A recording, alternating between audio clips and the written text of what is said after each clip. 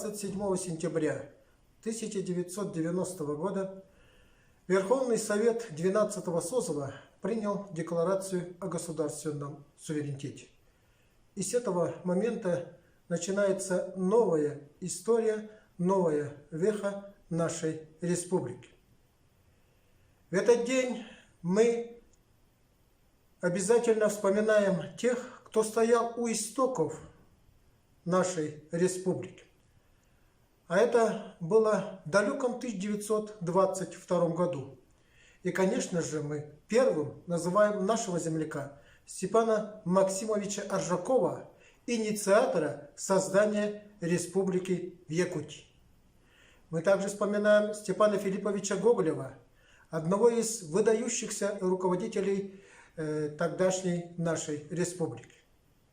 Ну и, конечно, Гавриил Иосифович Теряев, который почти 17 лет стоял у руля нашей республики.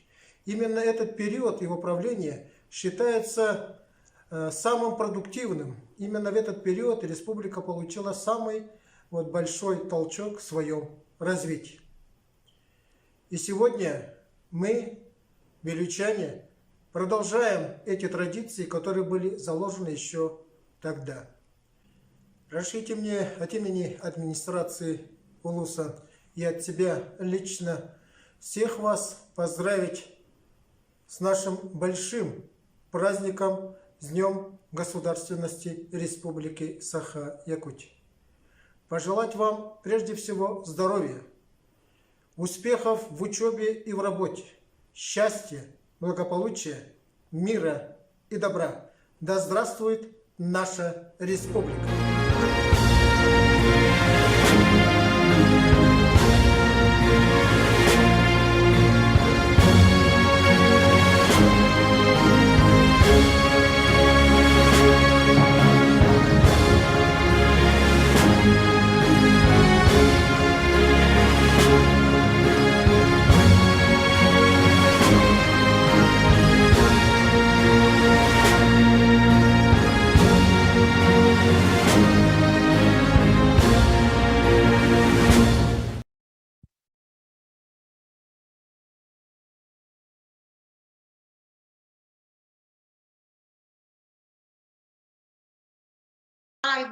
И многим другим, которые добились этого. И мужество, патриотизм и чувство ответственности за судьбу всех народов позволили Якутии добиться статуса республики, субъекта Российской Федерации. И сегодня наш стол посвящается Степану Максимовичу Оржакову, одному из славных сынов якутского народа. Приветственное слово предоставляется народному писателю Якутии Николаю Алексеевичу Лугинову. Добрый день. Сегодня отмечали, с утра начали отмечать День государственности. В 11 часов на проспекте Ленина, совсем близко отсюда. Я был участником открытия памятника Семену и Сафрону Данилову. Это то, что связали это явление с Днем государственности, это очень верно и очень сильно. Потому что ведь республика, мы начали забывать, что каким восторгом встретили в 22 году это известие об автономии. Для нас это кажется таким обыденным делом, обычным делом. Но на самом деле это было добыто очень огромными усилиями убеждения центральных органов, нашими выдающимися руководителей. Вообще, надо сказать, что вот сегодня мы посвящаем вот вечер Степану Аржакову. И вот он наряду с первыми руководителями республики, о которых сейчас говорилось, он является очень ярким, выдающимся руководителем. И вот что я хотел заметить. Я хотел заметить, что нам очень повезло. Повезло в том плане, какие у нас руководители, первые лица. Вообще, все без исключения. Есть, конечно, претензии у нас, у писателей. Мы такие нехорошие, что мы можем человека и поднять, и опустить. По делу и не совсем. И вот, если сказать, очень яркие люди у нас стали. Вот это стало традицией, потому что это заложили наши вот первые руководители. Конечно, нехорошо говорить о соседях, о их недостатках, но сейчас надо напомнить в этом узком кругу, что вот смотрим руководителей соседних республик, национальных республик, областей. Да всякие там были люди. Люди далеко не компетентны. И они очень отстали из-за этого во многих сферах. Мы вот этого не ценим. Особенно вот в последнее время, когда вот каждый человек может кого угодно облить грязью. И вот в первую очередь под это попадают наши руководители. Наши первые руководители и наши руководители районного масштаба. Это не красит нас. Это мы какой-то поддались. Правда, надо сказать, не только мы. Это какая-то программа. Такой озлобленностью люди стали ругать наших руководителей. Притом без всякого доказательства. На догадках. А это же тот, кто работает на этом. Я, например, смотрю это, я бы плюнул, тут же ушел. Почему я буду перенапрягаться для этих людей, которые ничего не понимают? А это же огромное перенапряжение. Вот о чем я хотел сегодня сказать на этом вечере. Степан Аржаков был по всем показателям выдающимся. Он очень много добился. И вот мы не должны забывать таких людей. Забывая таких людей, республика теряет энергетику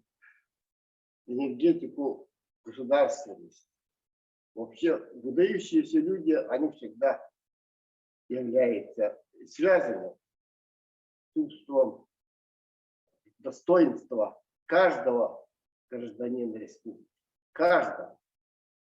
Каждый молодой человек, мальчик, поступает в жизнь, он сравнивает своих руководителей с другими. И я уверен, что сравнивая, наши руководители всегда были ярчайшими руководителями. Без всякого я тут сегодня скажу. Вот. Спасибо большое, Николай Алексеевич. А сейчас мы предоставляем слово Харлампьеву Николаю Николаевичу, директору Государственного казенного учреждения Республика Саха, Вилюйский центр помощи детям-сиротам и детям, оставшимся без попечения родителей имени Степана Аржакова, депутату городского совета города Вилюйска. Пожалуйста. Добрый день, уважаемые участники сегодняшнего круглого стола. Позвольте мне вас всех поздравить с прекрасным праздничным днем, Днем государственности нашей любимой родной Якутии.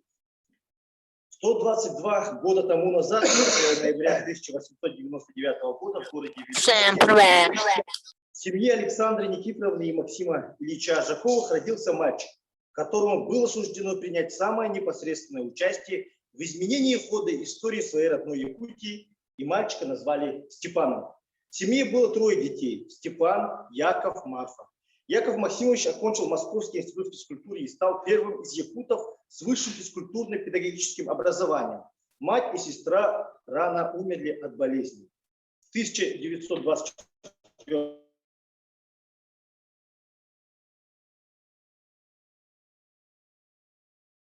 году умер и отец. Адора Самуиловна вместе с ним в церковном начальном училище. По ее воспоминаниям, жили Ажаковы бедно, постоянно в нужде. Зимой Степа ходил в коротенькой ватной курточке, в шапке-ушанке, в торбасах, а летом в ситцевой рубашке, в тапках, холщовых брюках. Родители были неграмотные, и мать очень хотела, чтобы сын учился. Отец отдал сына на учебу в Вилюйское высшее начальное училище, где тогда учителями работали демократически настроенные народные просветители Алексей Алексеевич Кулаковский, Петр Хрисантович Староватов, Марк Николаевич Жирков, Семен Андреевич Новгородов. Совместная учеба и интересное общение в Вилюйском высшем начальном училище с такими молодыми людьми, как Степан Гоголев, Исидор Иванов, он же Барахов, Николай Бубякин, Дора Жиркова, Муся Потапова помогли в становлении мировоззрения и стойкого характера Степана. Окончив Вилюйское высшее начальное училище в 1915 году прошлого столетия, Степан Ажаков приехал в Якутск и поступил в учительскую семинарию. В конце ноября 1915 года представители студенческой молодежи, выходцы из Улуса Вилюйского округа, собрались в тайный ученический кружок. Одними из первых сюда вошли Степан Ажаков, Исидор Иванов, Степан Васильев, Михаил Ксенофонтов из учительской семинарии, а также Муся Потапова и Дора Жиркова из женской гимназии. Период учебы в семинарии был для Степана переломным, определившим его дальнейшую судьбу. Здесь он встретился и подружился с Максимом Амосовым, Степаном Васильевым, Платоном Аюнским и другими. Эти юноши проходили политическую школу в кружках сильных большевиков Емельяна Михайловича Ярославского, Григория Константиновича Серго-Орджоникидзе.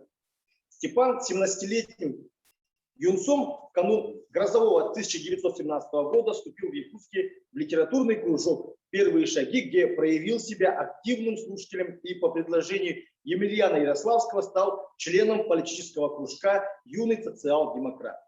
Кружок был нелегальным, в котором Ярославский читал лекции и вел беседы, главным образом о причинах империалистической войны, и таким путем втягивал молодежь в политическую борьбу.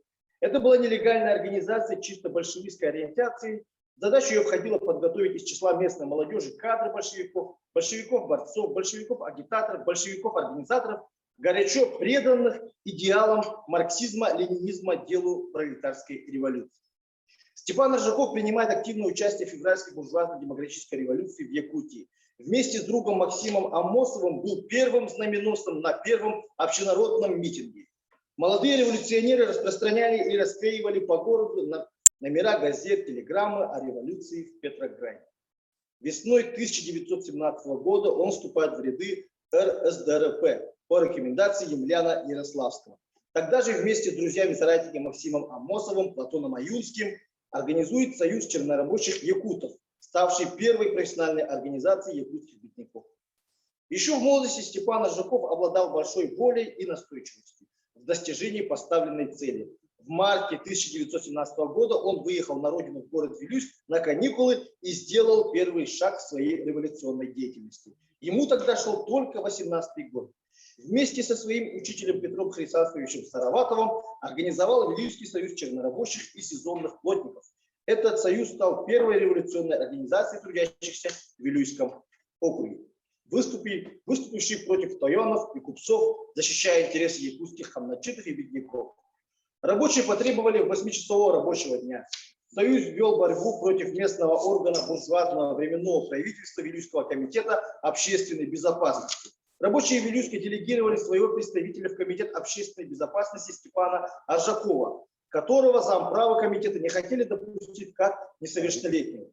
Все же ему удалось добиться создания при комитете рабочей комиссии, которая ставила вопросы по повышению зарплаты рабочих, сокращению рабочего дня и снабжению продовольствием. К началу занятий в учительской семинарии Степан Аржаков вернулся в Якутск.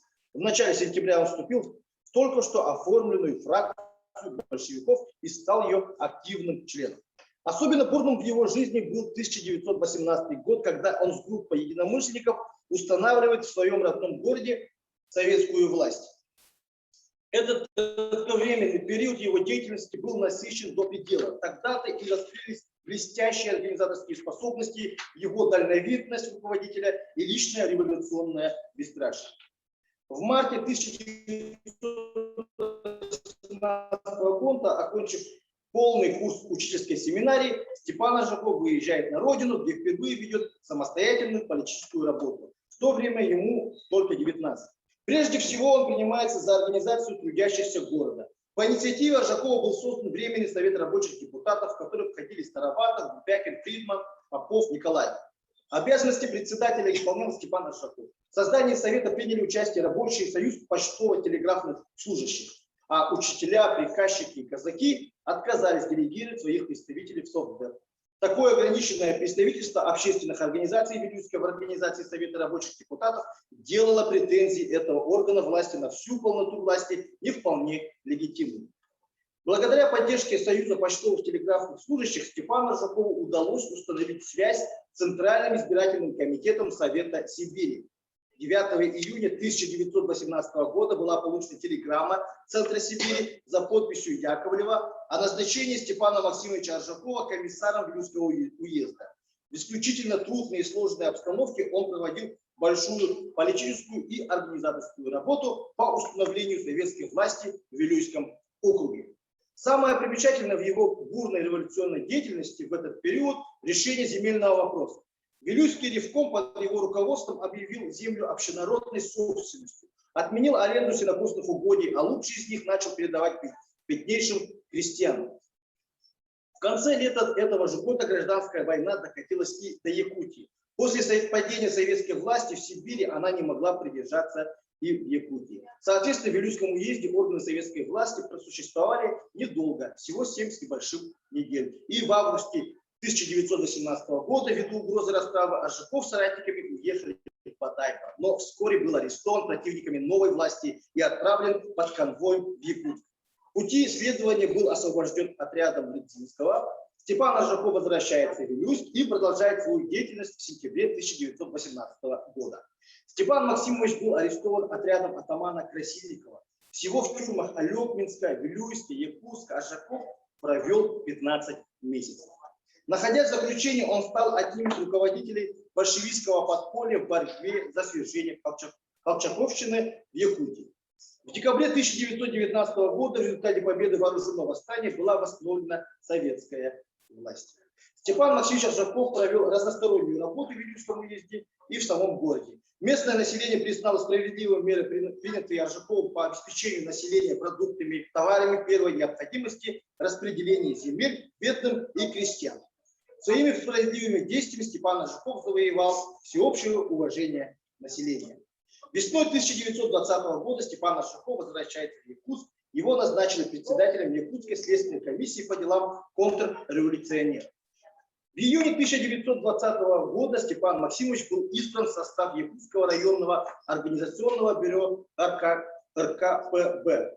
После кратковременной работы в Якутском губревкоме в июле 2020 года прошлого столетия он командируется в Москву на курсы при Коммунистическом университете имени Свердлова. В августе того же года Аржаков возвращается в Якутск. К этому времени в Якутии началась гражданская война.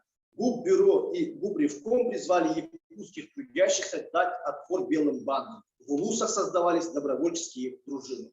В ноябре 1921 года он назначается чрезвычайным уполномоченным Губревкома и Губкома партии с широкими правами и направляется в прифронтовую полосу восточных улусов Якутского округа. Выступал на собраниях, митингах трудящихся с разъяснением политики коммунистической партии советского государства, разъяснял сущность НЭПа. А по возвращении в Якутск в декабре Степан Максимович был назначен уполномоченным особого отдела ГПУ первого особого отряда под командованием Вендра Карла Котруса и снова направлен в восточные улусы. Находясь в осажденной Амге с января по май 1922 года, фактически являлся политическим руководителем осажденного гарнизона, и нужно было иметь присущую Аржакову несгибаемую волю, твердость и исключительное самообладание, чтобы в дни многомесячной осады вдвое превосходящих сил противника организовать школу по ликвидации неграмотности, выпускать газету, поддерживать железную дисциплину и стойкость в осажденном гарнизоне.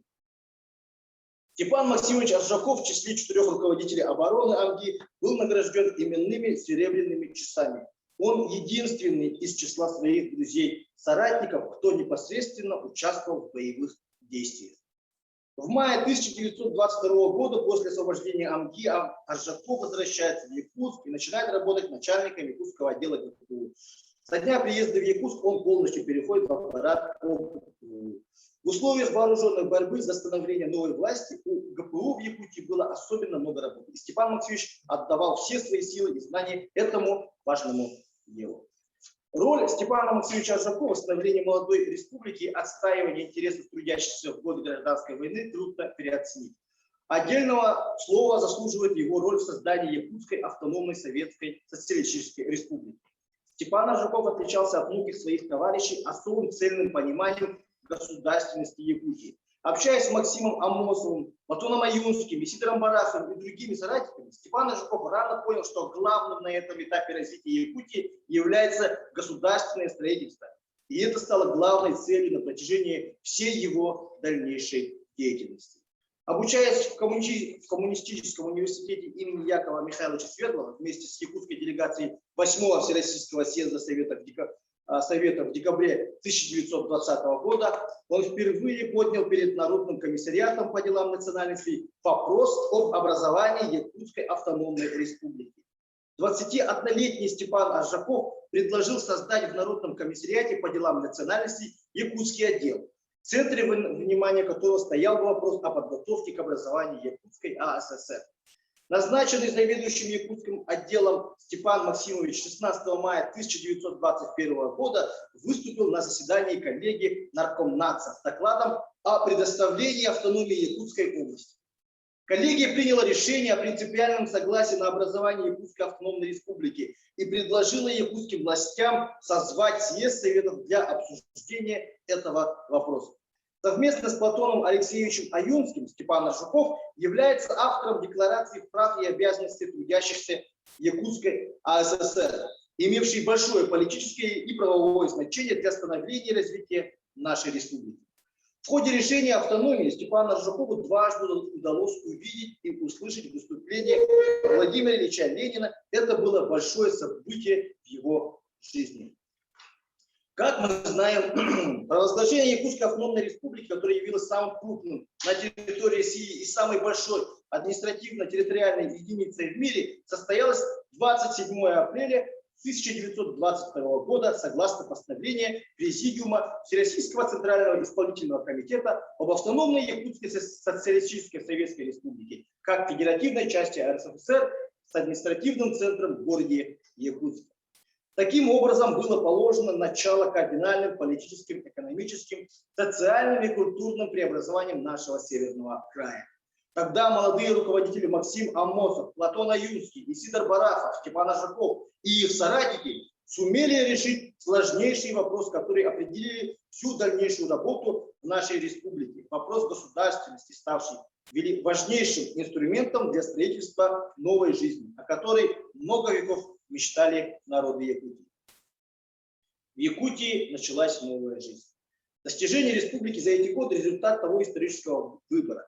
Так дальновидны и прогрессивны были взгляды молодых основателей государственности Якутии. И именно они в далеком 1922 году стали инициаторами установления договорных отношений между ЯССР и РСФСР, разработали основные принципы федеративного устройства советского государства. После провозглашения автономии постановлением Ревкома Якутской АСР от 29 мая 1922 года были образованы и с 1 июня начали свою деятельность Совет народных комиссаров, а также народные комиссариаты внутренних дел, земледелия, финансов, юстиции, промышленности и торговли, просвещения, рабоче-крестьянской инспекции, управления статистического бюро, связи, здравоохранения. Позже при Совнаркоме были учреждены управление путей сообщения, политотдел и военный комиссариат. На первой сессии ЯЦИК, состоявшейся 21 января 1923 года, было сформировано правительство Якутской АССР, Совет народных комиссаров. Председателем был избран Исидор Никифорович Барахов, заместителем Семен Николаевич Донской I, а Степан Максимович Аржаков стал первым народным комиссаром внутренних дел молодой республики. Под его руководством была проведена большая работа по созданию органов внутренних дел в округах и улусах. И надо иметь в виду, что формирование якутской милиции, установление правопорядка в молодой республике шло в условиях непрекращающейся гражданской войны и практическом отсутствии связи центра.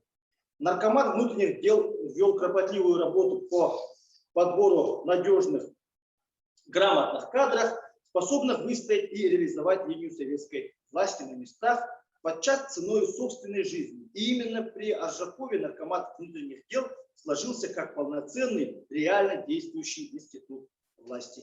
Именно в тот период, когда Степан Аржаков возглавлял наркомат внутренних дел, был достигнут в республике долгожданный мир. Прекратилось в целом братоубийственное кровопролитие. Жизнь стала входить в нормальное гражданское русло. Первые шаги молодая республика делала становление советской периодической печати.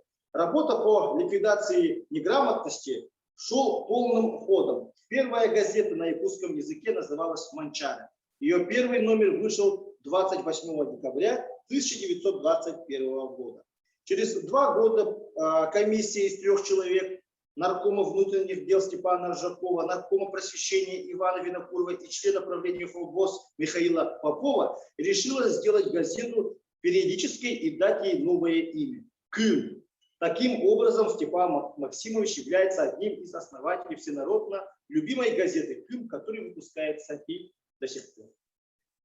После гражданской войны, находясь на разных руководящих постах, Степан Аржаков внес большой вклад в развитие Северного края. До конца 1924 года он оставался наркомом внутренних дел и одновременно исполнял обязанности председателя Совнаркома Якутии. Им сделано немало для осуществления новой экономической политики, реорганизации и перестройки государственного аппарата, проведения в 1924 году уравнительного распределения земли, развития на Алтае золотодобывающей промышленности, восстановления транспорта и связи, подъема сельского хозяйства. В декабре 1924 года Степан Максимович был назначен на ответственный пост народного комиссара внутренней торговли и промышленности. Будучи наркомом внутренней торговли, Аржаков проделал огромную работу на этом решающем участке хозяйственного фронта. Он считал, что вопросом первостепенной важности после сельского хозяйства является вопрос о торговле. Главным краеугольным камнем является вопрос снижения цен.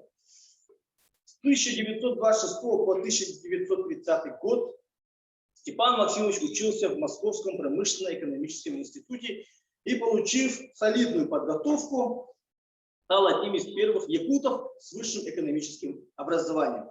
По возвращении в Якутию в июле 1930 года был назначен наркомом снабжения. 2,5 года отдавая свои знания, силы и богатый опыт руководящей работы этому важному делу организации снабжения трудящихся республики. В январе 1932 года Степан Максимович Аржаков возглавил Народный комиссариат земледелия. Возглавляемый Аржаковым наркомат земледелия занимался социалистическим преобразованием сельского хозяйства республики, созданием и укреплением колхозов. 5,5 лет он работал на этом ответственном посту, неся немало новаторских идей по преобразованию сельского хозяйства в Якутии. В эти годы ярко проявились недюжинные организаторские способности и принципиальность Степана. Он добился массовой коллективизации сельского хозяйства без перегибов и нажима. Создал первые машинно-тракторные станции. На полях колхозов и совхозов работали сотни тракторов и комбайнов. Открыл первый профессиональный техникум для подготовки трактористов и шоферов. Именно в эти годы происходит бурное развитие сельского хозяйства в республике. В августе 1937 года Степан Аржаков занял высокий пост председателя Совета народных комиссаров Якутской АССР. И на этой работе он оставался таким же простым, сердечным, доступным каждому, каким его знали за все предыдущие 20 лет активной, напряженной деятельности на благо трудящихся в Якутии. Это было время экономического прорыва. Отсталая область превращалась в качественно новое национально-государственное образование республики. Но это было и время неоправданных репрессий, громких политических процессов. В роковом для многих руководителей республики и представителей интеллигенции в Якутии в 1938 году Степан Максимович работал на посту председателя Совета народных комиссаров Якутской АССР. Но к этому времени в партийных организациях, в республиканской печати развертывалась кампания борьбы с так называемыми вредителями и врагами народа, во многом связанные с именами Максима Мосова, Исидора Бараха, Степана Васильева. Как их товарищ, подвижник и соратник, Степан Ажаков сразу же попал под огонь несправедливой критики и травмы. В 1930 году политические репрессии в стране приняли массовый характер.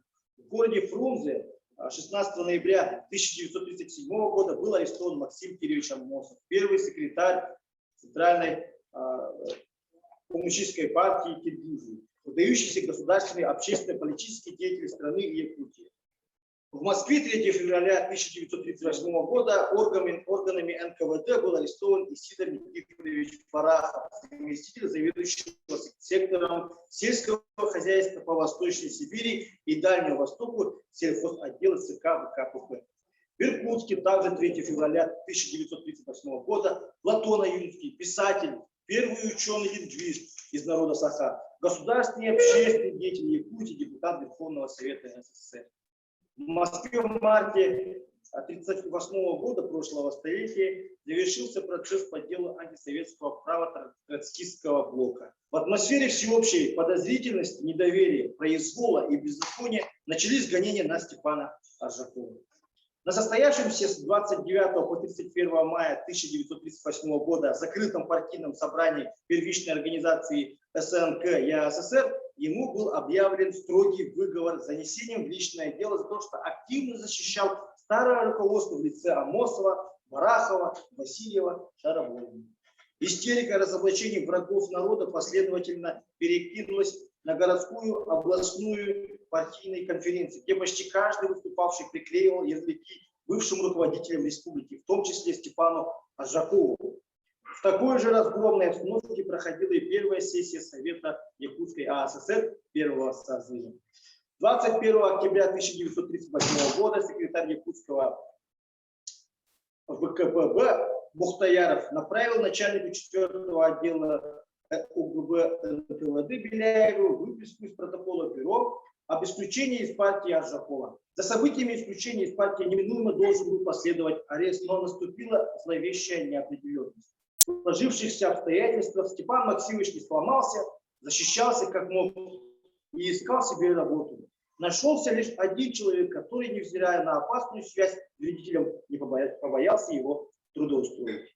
Наверное, это был единственный случай в истории городского управления, когда человек такого крупного масштаба, как депутат Верховного Совета СССР и занимавший посты председателя правительства республики, секретаря обкома партии, работал на должности начальника жилищного управления города Якутска.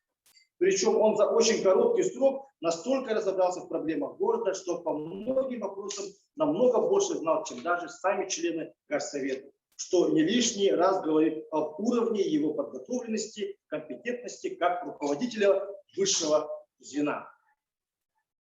Но на собраниях в печати разоблачительные нападки на него усиливались. Ему не дали возможности дальше работать. Степан Максимович всего 2 месяца проработал на посту начальника жилищного управления. 4 января 1939 года тот же президиум по предложению председателя Горсовета Самарина безо всяких объяснений и причин освободил его от работы. 5 февраля 1939 года его арестовали по обвинению в контрреволюционной деятельности. До мая 1941 года Степан Ажаков находится в заключении во внутренней тюрьме НКВД в Якутске, испытывая неимоверные пытки, избиения, порой оговаривая себя. До какого состояния нужно довести преданных партии людей, чтобы они приняли на себя вину в преступлениях, которых не совершали. но он не считал себя виновным в антисоветской деятельности. Его приговорили к расстрелу. Потом еще раз пересмотрели дело. В общей сложности его дело пересматривалось 3 раза. 17 мая 1941 года Аржаков Степан Максимович был осужден особым совещанием НКВД СССР за участие в правотроцкистской организации. К 8 годам лишения свободы в исправительно-трудовом лагере. Его дослали в распоряжение управления Северо-Восточного лага НКВД. Он отбывал заключение в Чаунском НКВД, Чукотском отделении ВПК Валькумей, поселок ПГ. Но этим не закончились испытания судьбой поистине мужественного человека. 29 января 1942 года на заключенного Аржакова возбудили новое уголовное дело по статье 58.10 части 2 «Антисоветская деятельность». Был осужден 5 марта 1942 года военным трибуналом войск НКВД при Дальструе и приговорен к высшей мере наказания расстрелу. Приговор был приведен в исполнение 17 мая 1942 года. Так оборвалась жизнь видного из ярких представителей якутского народа Аржакова Степана Максимовича. Его последним пристанищем стала холодная Чукотская земля.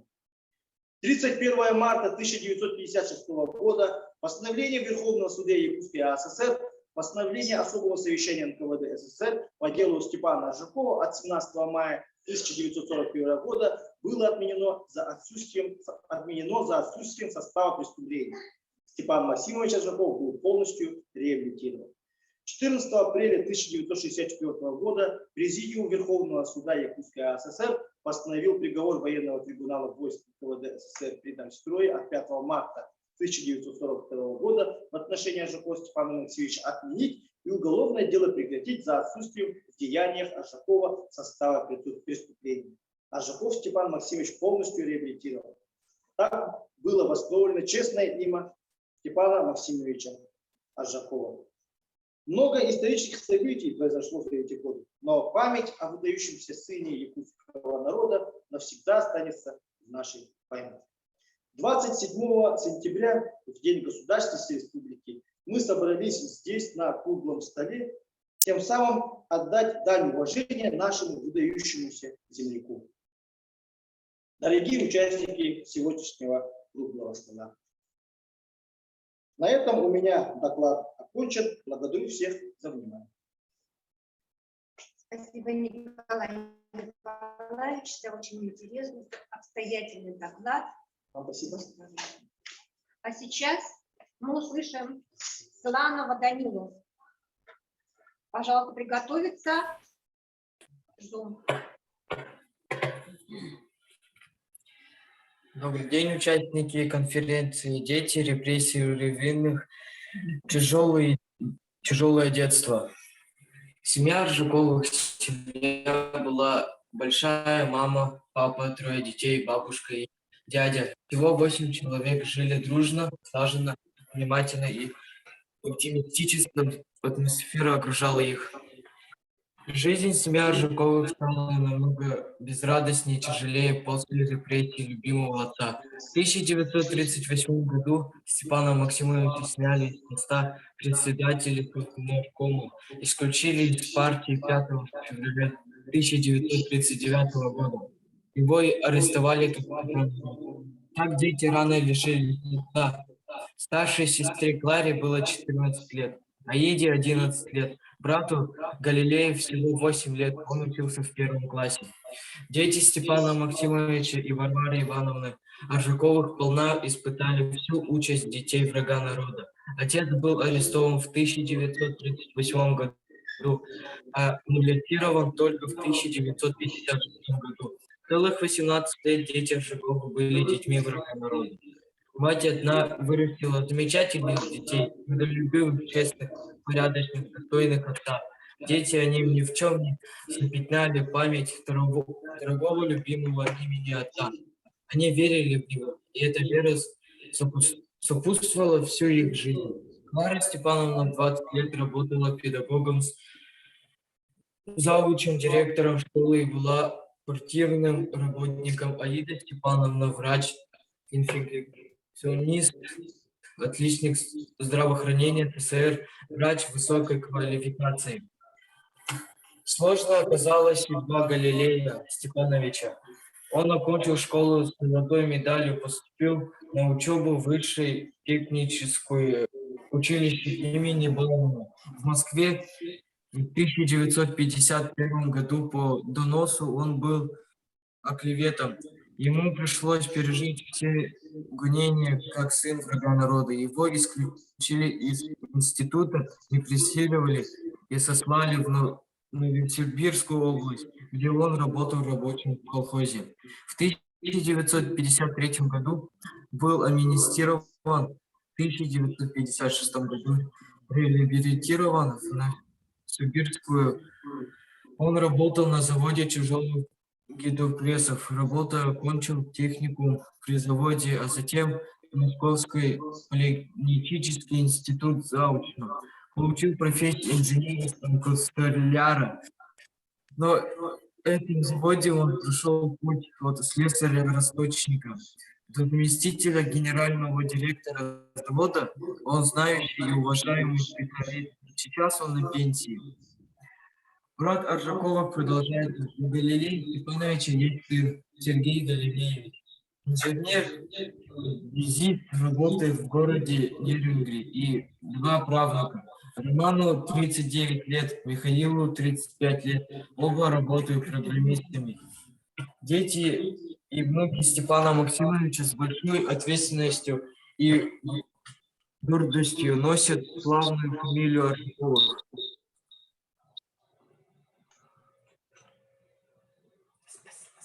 Спасибо за внимание.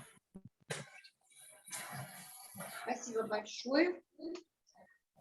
Сейчас мы передаем слово Егору Петровичу Антонову, ведущему научному сотруднику отдела истории и арктических исследований Института гуманитарных исследований и проблем малочисленных народов Севера. Пожалуйста. Спасибо, Анна Ивановна. Степан Максимович Аржаков был видным государственным политическим деятелем. Вот, предыдущий докладчик достаточно подробно изложил его биографию.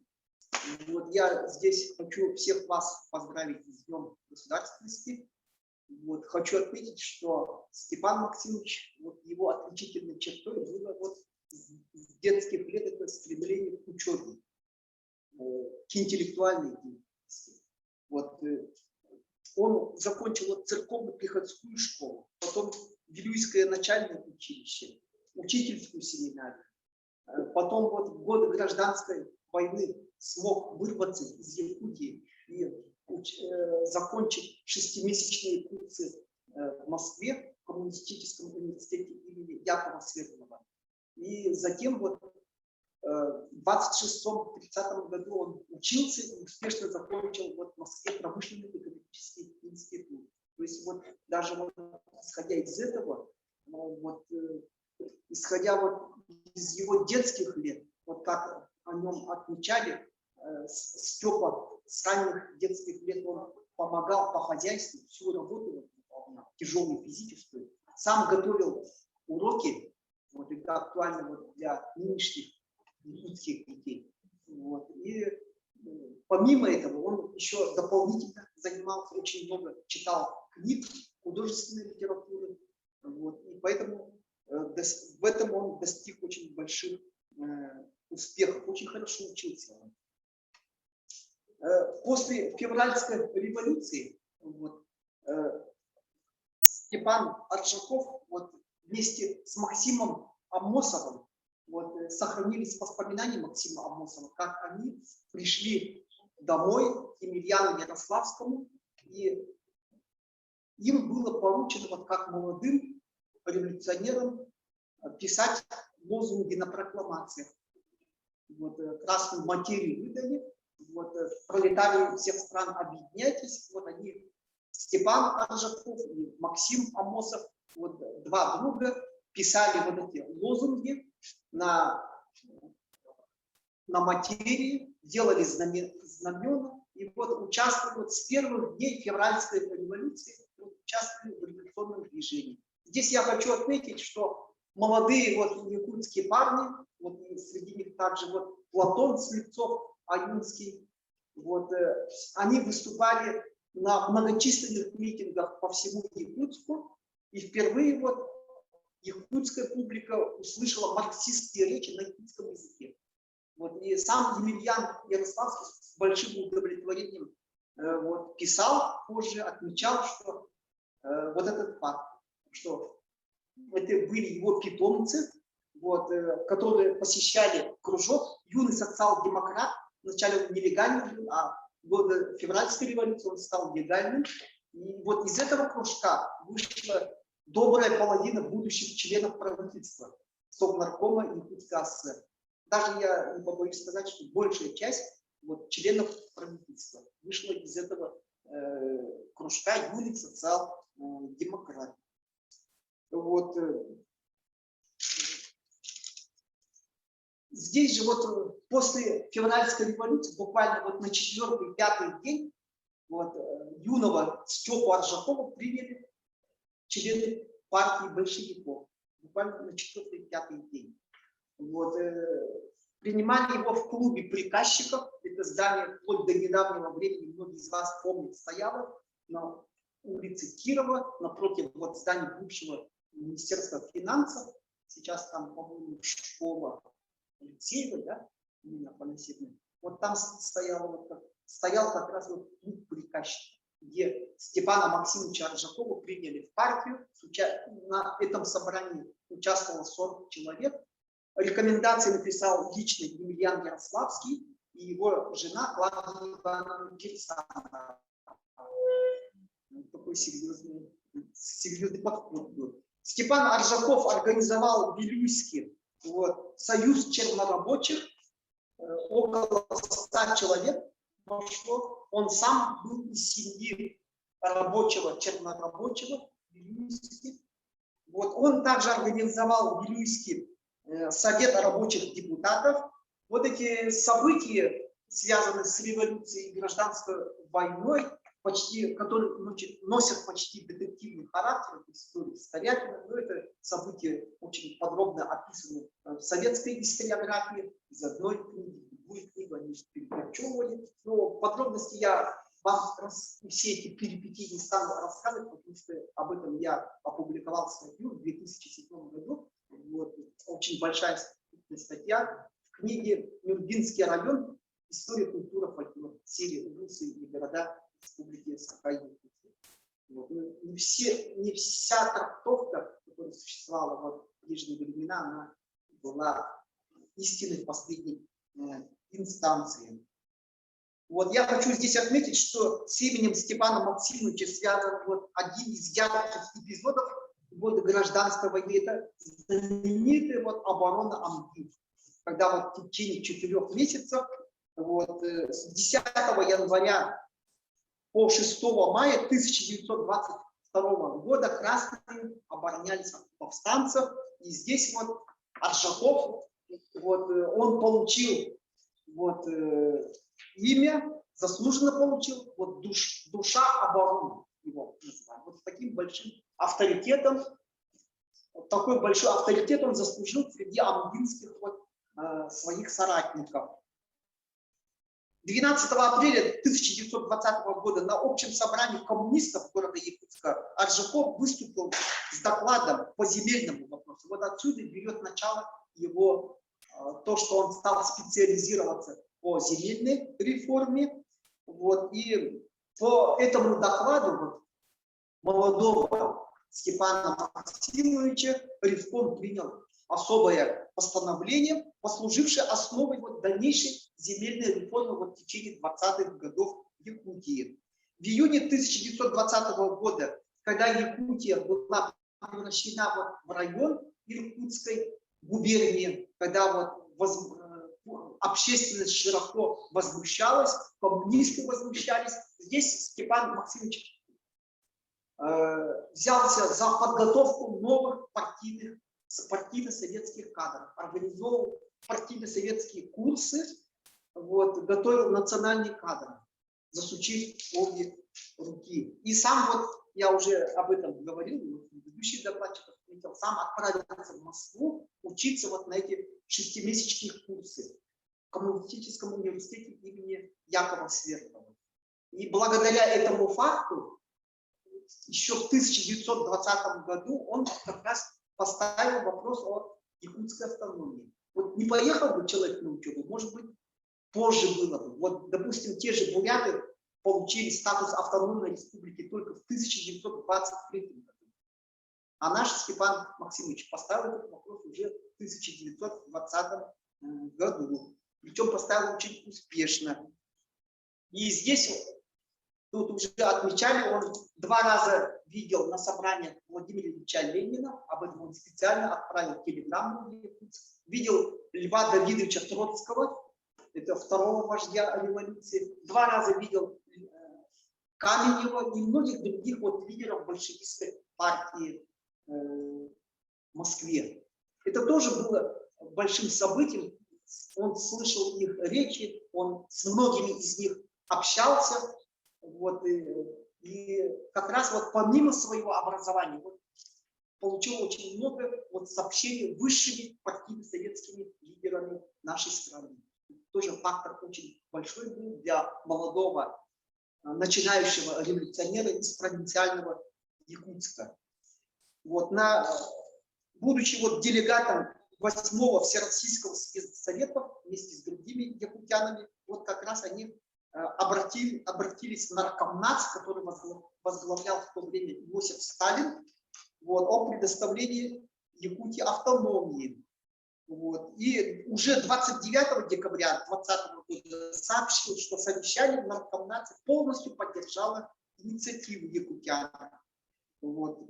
И также Аржаков инициировал вопрос создания специального якутского отдела при наркомнате. Вот вы можете спросить, а чем занимался вот этот якутский отдел? Якутский отдел как раз готовил проекты законопроекты готовил, издавал литературу на якутском языке, занимался вопросами снабжения отдаленной северной Якутии.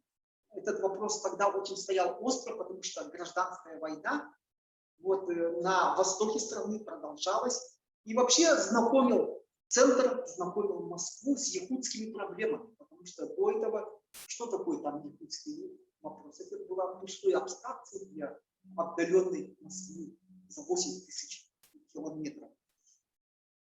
Вот. Так, далее, значит, 24 апреля 1921 года я специально хочу обратить ваше внимание на то, что вот наркомнат, вот, он поручил не кому-нибудь, а именно Степану Максимовичу подготовить проект якутской автономии.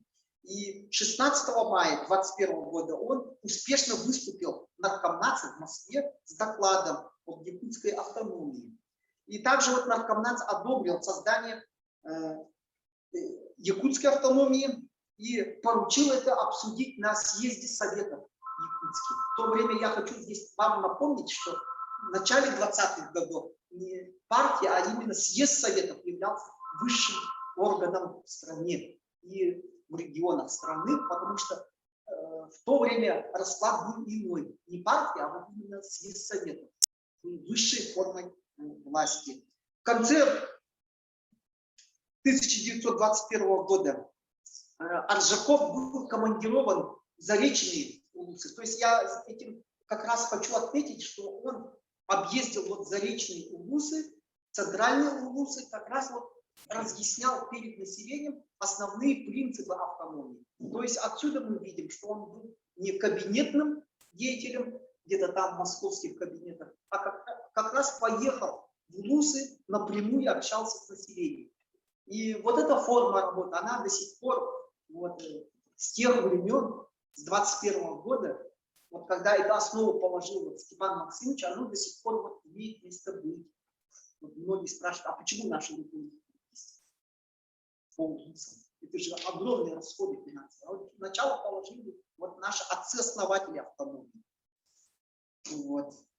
Также здесь вот Аржаков разработал переход от временных органов власти, от ревкомов к выборным советам. В то время это был большой скачок. Вот. И породило вот это массовое движение, автономистское движение среди населения.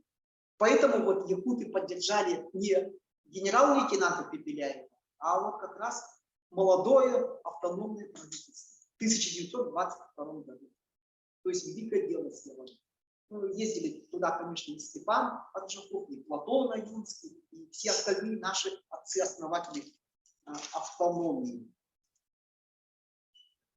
Вот. В ноябре 1920 года вот, в Москве, Московской губернской партийной конференции речь зашла об обсуждении постановления Совнаркома правительства нашей страны о концессиях.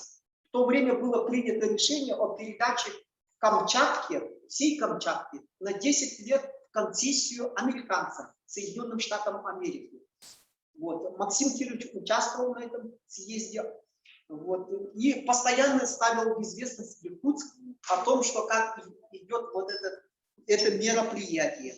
Вот. И также он отмечал, что вот передача американцам в концессию всей Камчатки будет иметь огромное значение для всей Якутии.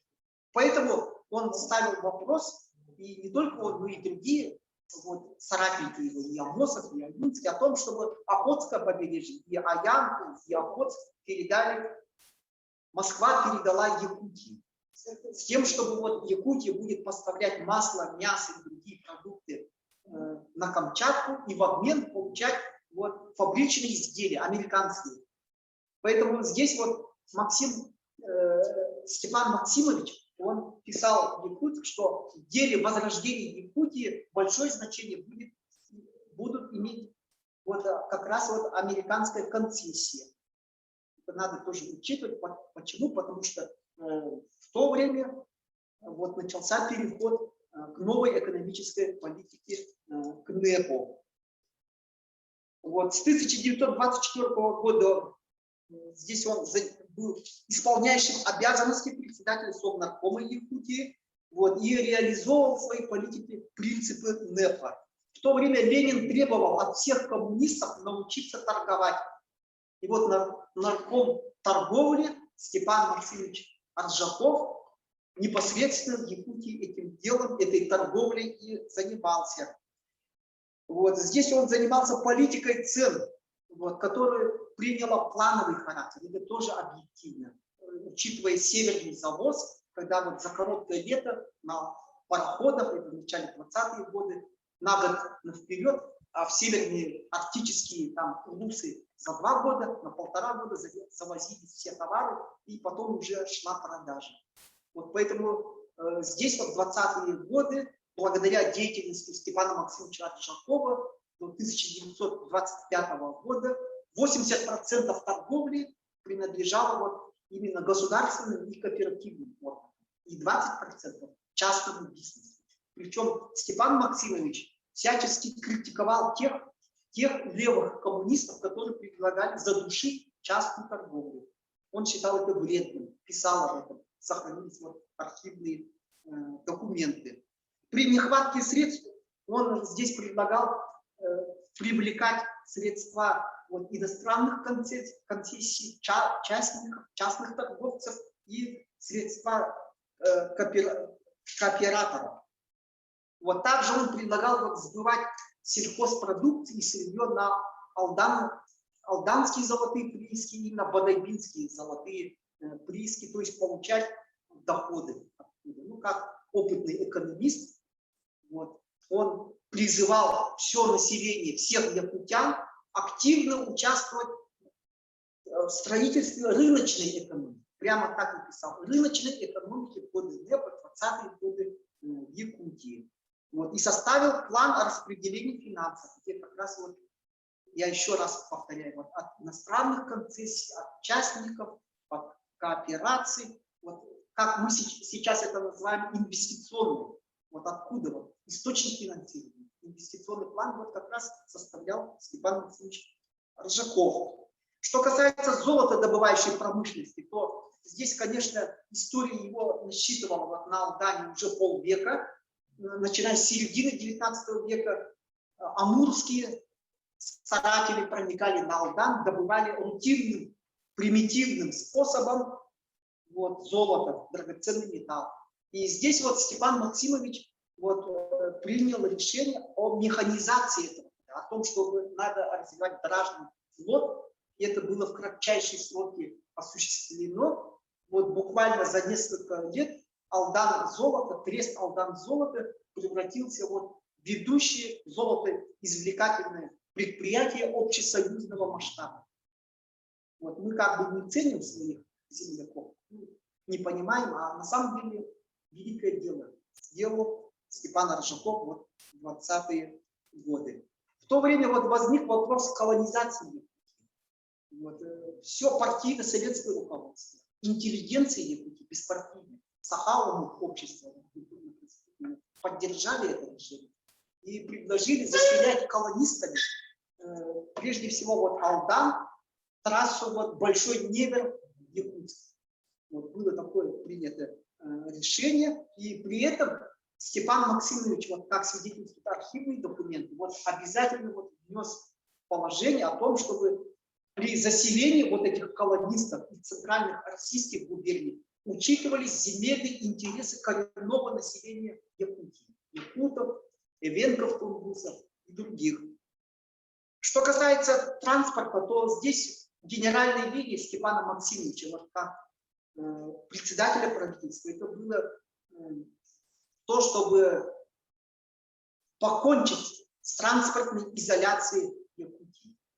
Вот, поэтому здесь он активно продвигал вопрос строительства Аянского, Охотского сухопутных трактов. Вот зачем эти тракты нужны? Для того, чтобы Якутия, Якутская автономная республика, вышла на американский рынок, на японский рынок.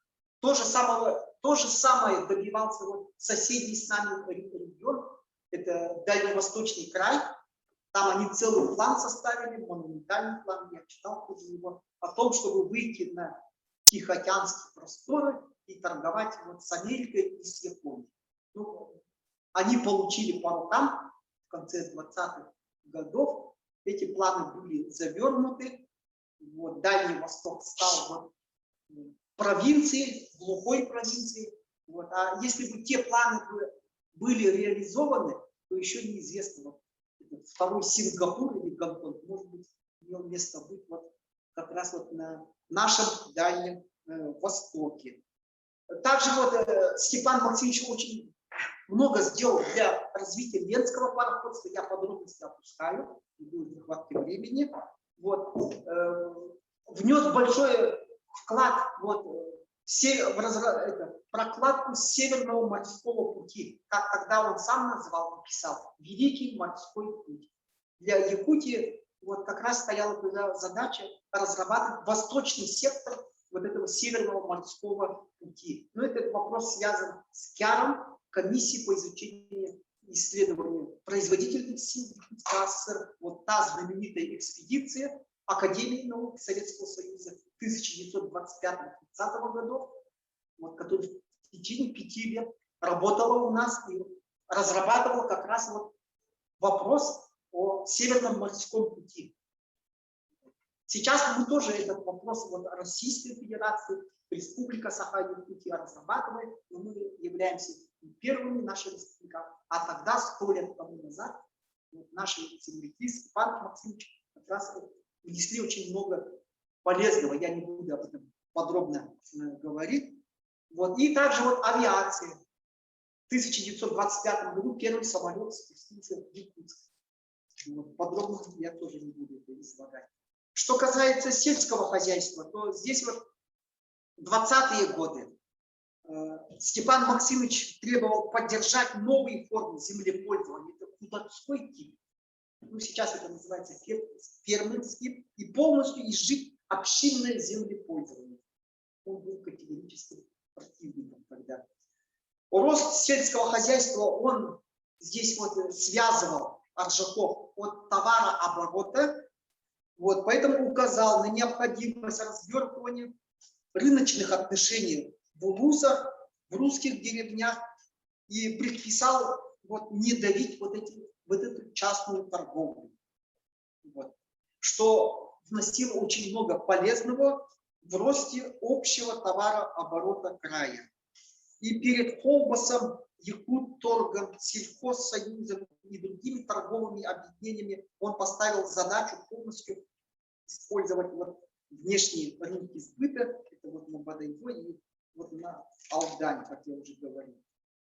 С 32 по 37 год, в течение вот 5 лет он руководил наркоматом земледелия Якутии, провел здесь коллективизацию. Ну, здесь в оправдании Степана Максимовича я могу отметить, что в отличие от центральных губерний, регионов, районов Советского Союза, где коллективизация темпы были бешеными, сверхтемпы в течение там года, полугода, 2 лет. В Якутии вот в течение 5 лет под руководством Степана Максимовича осуществлялось вот обобществление хозяйств.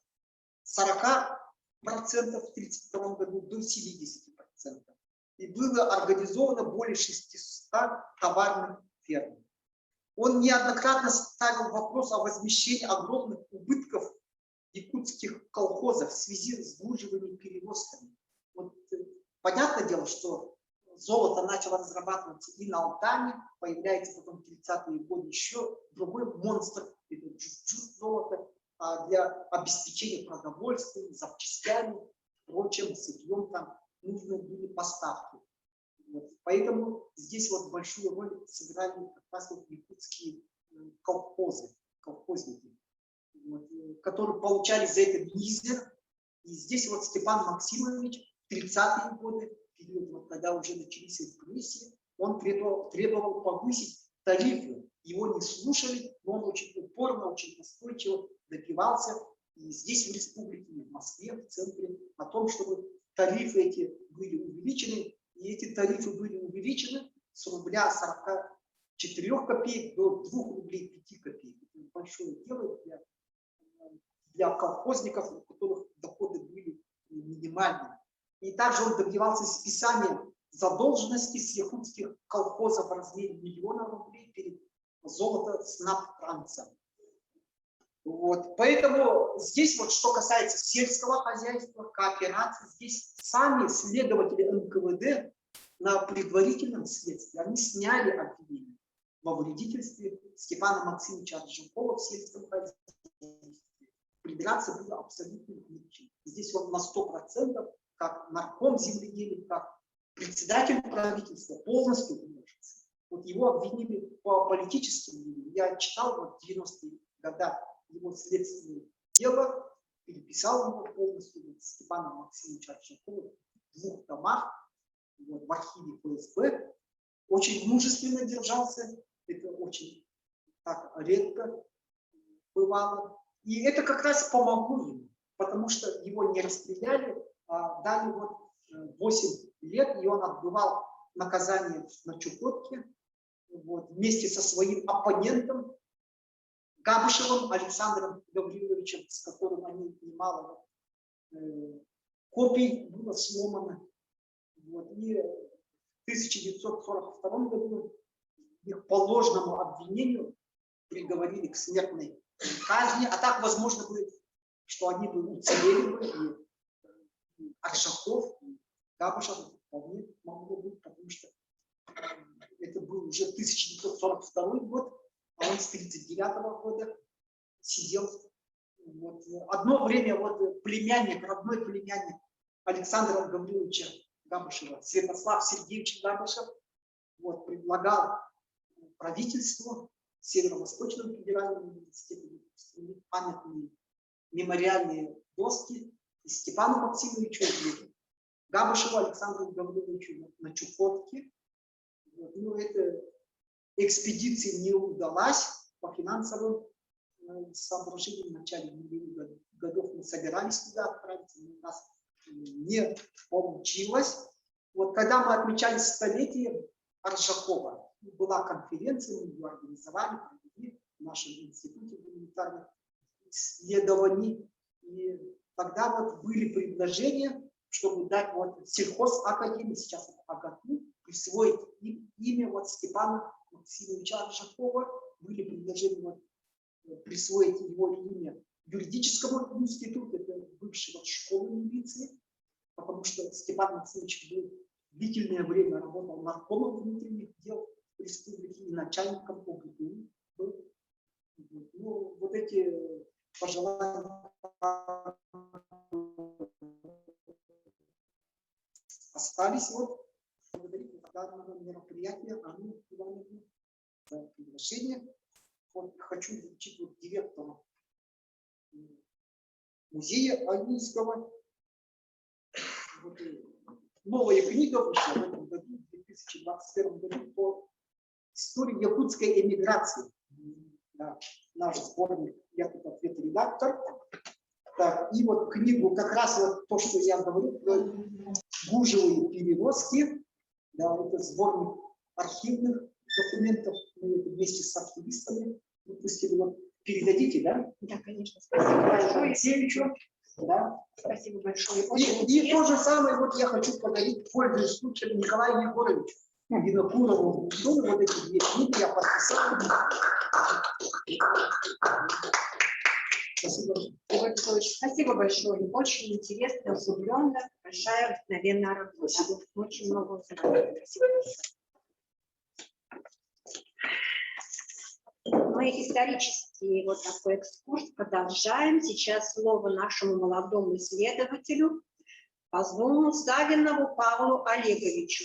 Исследователь, историк, выпускник Института истории СОРА города Новосибирска. Пожалуйста, Павел Олегович.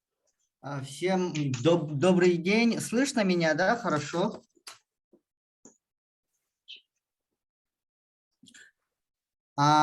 Слышно меня, да? Хорошо. Павел.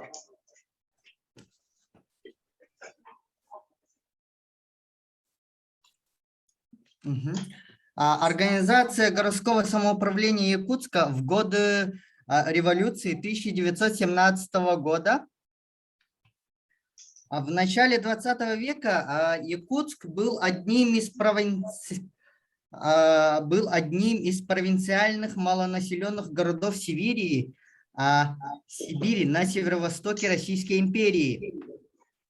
И февральская революция 1917 года активизировала процессы демократизации общественной жизни, становления новых общественно-политических объединений и переустройства действовавших на местах органов самоуправления.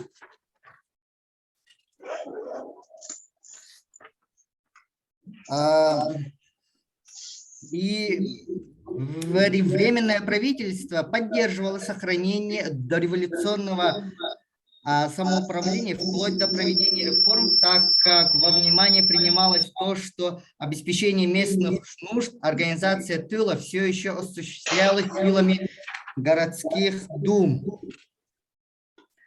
2 марта 1917 года весть революции и свержения монархии дошла до городской головы Якутска Юшманова, которому от имени Временного комитета Государственной Думы предлагали сохранять спокойствие. Обыватели Якутска встретили весть о революции восторженно. Начались массовые митинги и собрания горожан. Местная власть заняла выжидательную позицию. И временное правительство с целью сохранения дореволюционного местного самоуправления решила выпустить специальный циркуляр о демократизации местного самоуправления путем пополнения их составов нецензовыми элементами. Так, в большинстве сибирских городов процесс демократизации шел в основном двумя путями: пополнение состава городских дум или же их переизбрание. Однако в Якутске еще 4 марта коалиционный революционный комитет, созданный эсерами и социал-демократами, предложил распустить городскую думу и передать полномочия по управлению городом Якутскому комитету общественной безопасности. 5 марта на заседании Якутского комитета общественной безопасности избрали Временную народную управу Якутска, в составе которой вошли представители партии эсеров и РСДРП. Временный орган городского самоуправления начал прием кассы делопроизводственных документов и хозяйства от городской управы. Реформа городского самоуправления временным Сейчас это другое. Так. Ну,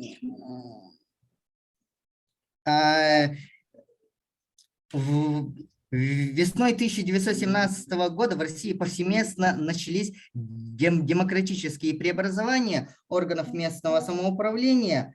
И 15 апреля 1917 года вышло постановление Временного правительства об организации выборов в органы городских самоуправлений, где имущественные цензовые выборы заменяли всеобщими и равными с возрастным ограничением, то есть к выборам органов городского самоуправления допускались граждане России с 20 лет любой национальности и вероисповедания. Однако в Якутске правила о выборах в органы городского самоуправления, изданные Временным правительством, не были опубликованы. Вместо этого 22 апреля 1917 года Временный комиссариат по делам городского хозяйства ЯКОП издал основные положения по выборам в Якутскую городскую думу, и где активным избирательным правом наделялись граждане, достигшие 18 лет. В целом, данное постановление расширяло постановление Временного правительства.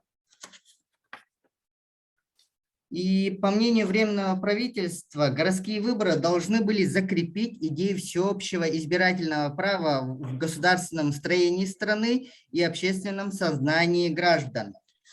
В Якутии политически сильные, как мы знаем, являлись выразителями идей создания политических организаций, и их всех объединяла оппозиционность к царскому режиму. К февралю 1917 года в Якутии действовали две политические партии в лице эсеров и социал-демократов. Большевики и меньшевики продолжали состоять в единой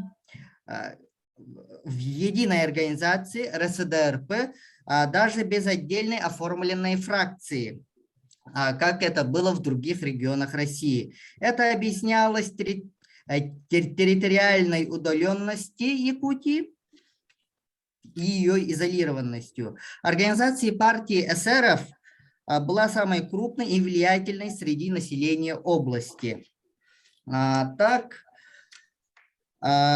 весной 1917 года в Якутске все партии, профсоюзы и политические организации, имеющие левую платформу, вошли в социалистический блок городской думы, целью которого было согласование общего списка кандидатов, и в результате от блока социалистов был выставлен один список, куда вошли 50 человек. И 18 мая 1917 года состоялись выборы в Якутскую городскую думу, по результатам которых в Думу вошли представители партии социал-демократов, эсеров, также Якутского союза свободы, это будущие федералисты, Союз учителей, Союз торгово-промышленных служащих, Союз столяров, Союз почтово-телеграфных служащих, казачье сословие и также еврейские и мусульманские общины. В целом 50 человек. Так. И 21 мая 1917 года состоялось первое заседание городской думы, где встал вопрос о численности членов управы. И по итогам прений городская дума склонилась к организации городской управы, состоящей из 5 членов. Городским головой был избран эсер Эверестов, который имел опыт работы директором Якутского городского общественного банка. Членами городской народной управы были избраны эсеры Ожегов, Мезенцева, Филиппов и Оросин. А также председателем городской думы был избран член Союза Свобода Ксенофонтов. И так образовалась коалиция эсеров и федералистов. В 1920 году эсеровская газета «Голос труда» опубликовала статью к истории якутской организации и социалистов-революционеров. В ней автор писал, что невыделение мест в городской управе социал-демократам и сотрудничество с якутскими федералистами являлись ошибкой. Тем не менее, следует отметить, что статья была выпущена недовольными деятельностью своей организации эсерами после установления советской власти в Якутии. Члены городского самоуправления в Якутске сохраняли лояльность Временному правительству и учредительному собранию. Летом 1917 года в Якутии положение эсеров было крепкой. Они стояли во главе Якутского комитета общественной безопасности, городской думы и управы, выступали в союз с национальной интеллигенцией через партию федералистов. Меньшевики составляли подавляющее большинство РСДРП и находились в сотрудничестве с эсерами.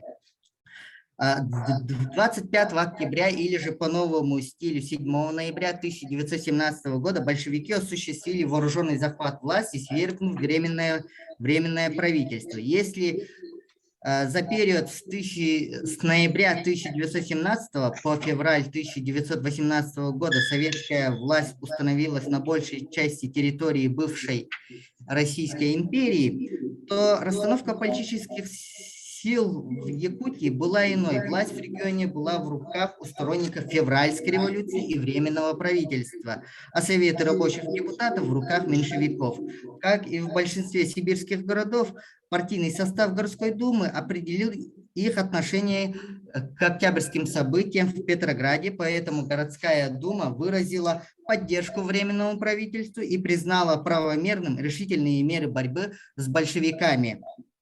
Таким образом, революция 1917 года в России активизировала процессы демократизации общественной жизни горожан Якутска. Если в большинстве сибирских городов в марте и апреле 1917 года демократизировался состав дореволюционных городских дум путем пополнения или переизбрания, то в Якутске органы городского самоуправления, так же как и губернаторская администрация, передали свои полномочия Якутскому комитету общественной безопасности. Реорганизация механизма выборов городского самоуправления являлась прогрессивным явлением. Якутский комитет общественной безопасности взял на себя инициативу по проведению выборов и разработал собственное положение по выборам в городскую думу, которое расширяло постановление Временного правительства. Вследствие объединения политических партий и профсоюзных движений в социалистический блок в городе отсутствовала межпартийная борьба в предвыборной кампании. На место старым гласным сензовикам пришли представители партии социалистической направленности. Однако солидарность внутри левого движения в органах городского самоуправления прекратилась с оформлением блока партии эсеров и федералистов во главе с первыми. В состав городской управы не попал ни один социал-демократ. К осени 1917 года позиции большевиков в регионе были слабыми, поэтому после захвата власти большевиками и свержения Временного правительства члены городского самоуправления Якутска продолжали сохранять лояльность Временному правительству и учредительному собранию. Спасибо за внимание. Спасибо большое, Павел Олегович. Сейчас мы снова предоставляем Николаю Егоровичу Винокурову, поэту, прозаику, краеведу, заслуженному работнику культуры республики, лауреату государственной премии имени Платона Алексеевича Аюрского.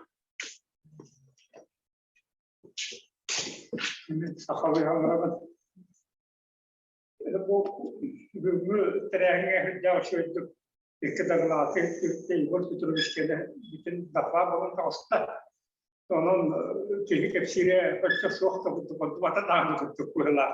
Çünkü ana menajer tabatlarında onun bu ana menajer tabatlarında yaşayıp çelik hepsiyle bir hayatın bedavaya bilet alıyor. Bunlara kritik tane bu билигин ханатака учительская семинария, он эти Емельяне Фласко Круговын оғыра, бұл беге Қасақа Республикатыңыз бастан елімізде қыттан күттігі жонлар онтан кәлікі оған қысасынай дейтілді болу үйінен тақсылықтыр әбет.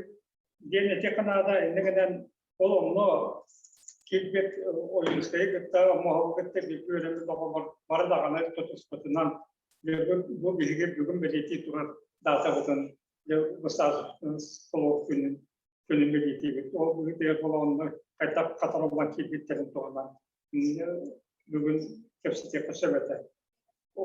Теме ғана бар бұл Атын республика ұлғақтан атында дем беге лері бүйсия күтті өт, беге ұлған бұсасыны беге республикадан ұлғақтағын түгір күтті өтінаттан мен ұттығыттан бәйін бұл ұғастағында бүгітенен ойынскай Отан Алексеевич бұл ұғырауында кене атының өтегі кәлем тұрабыт, оның кенене етектің бағарамын бұл аңаптас Ülüsünler ele bu vakti ulaşan tamamlar ulaşan bilgini de daha anında düğüt tasar tamamlar ulaşan direkt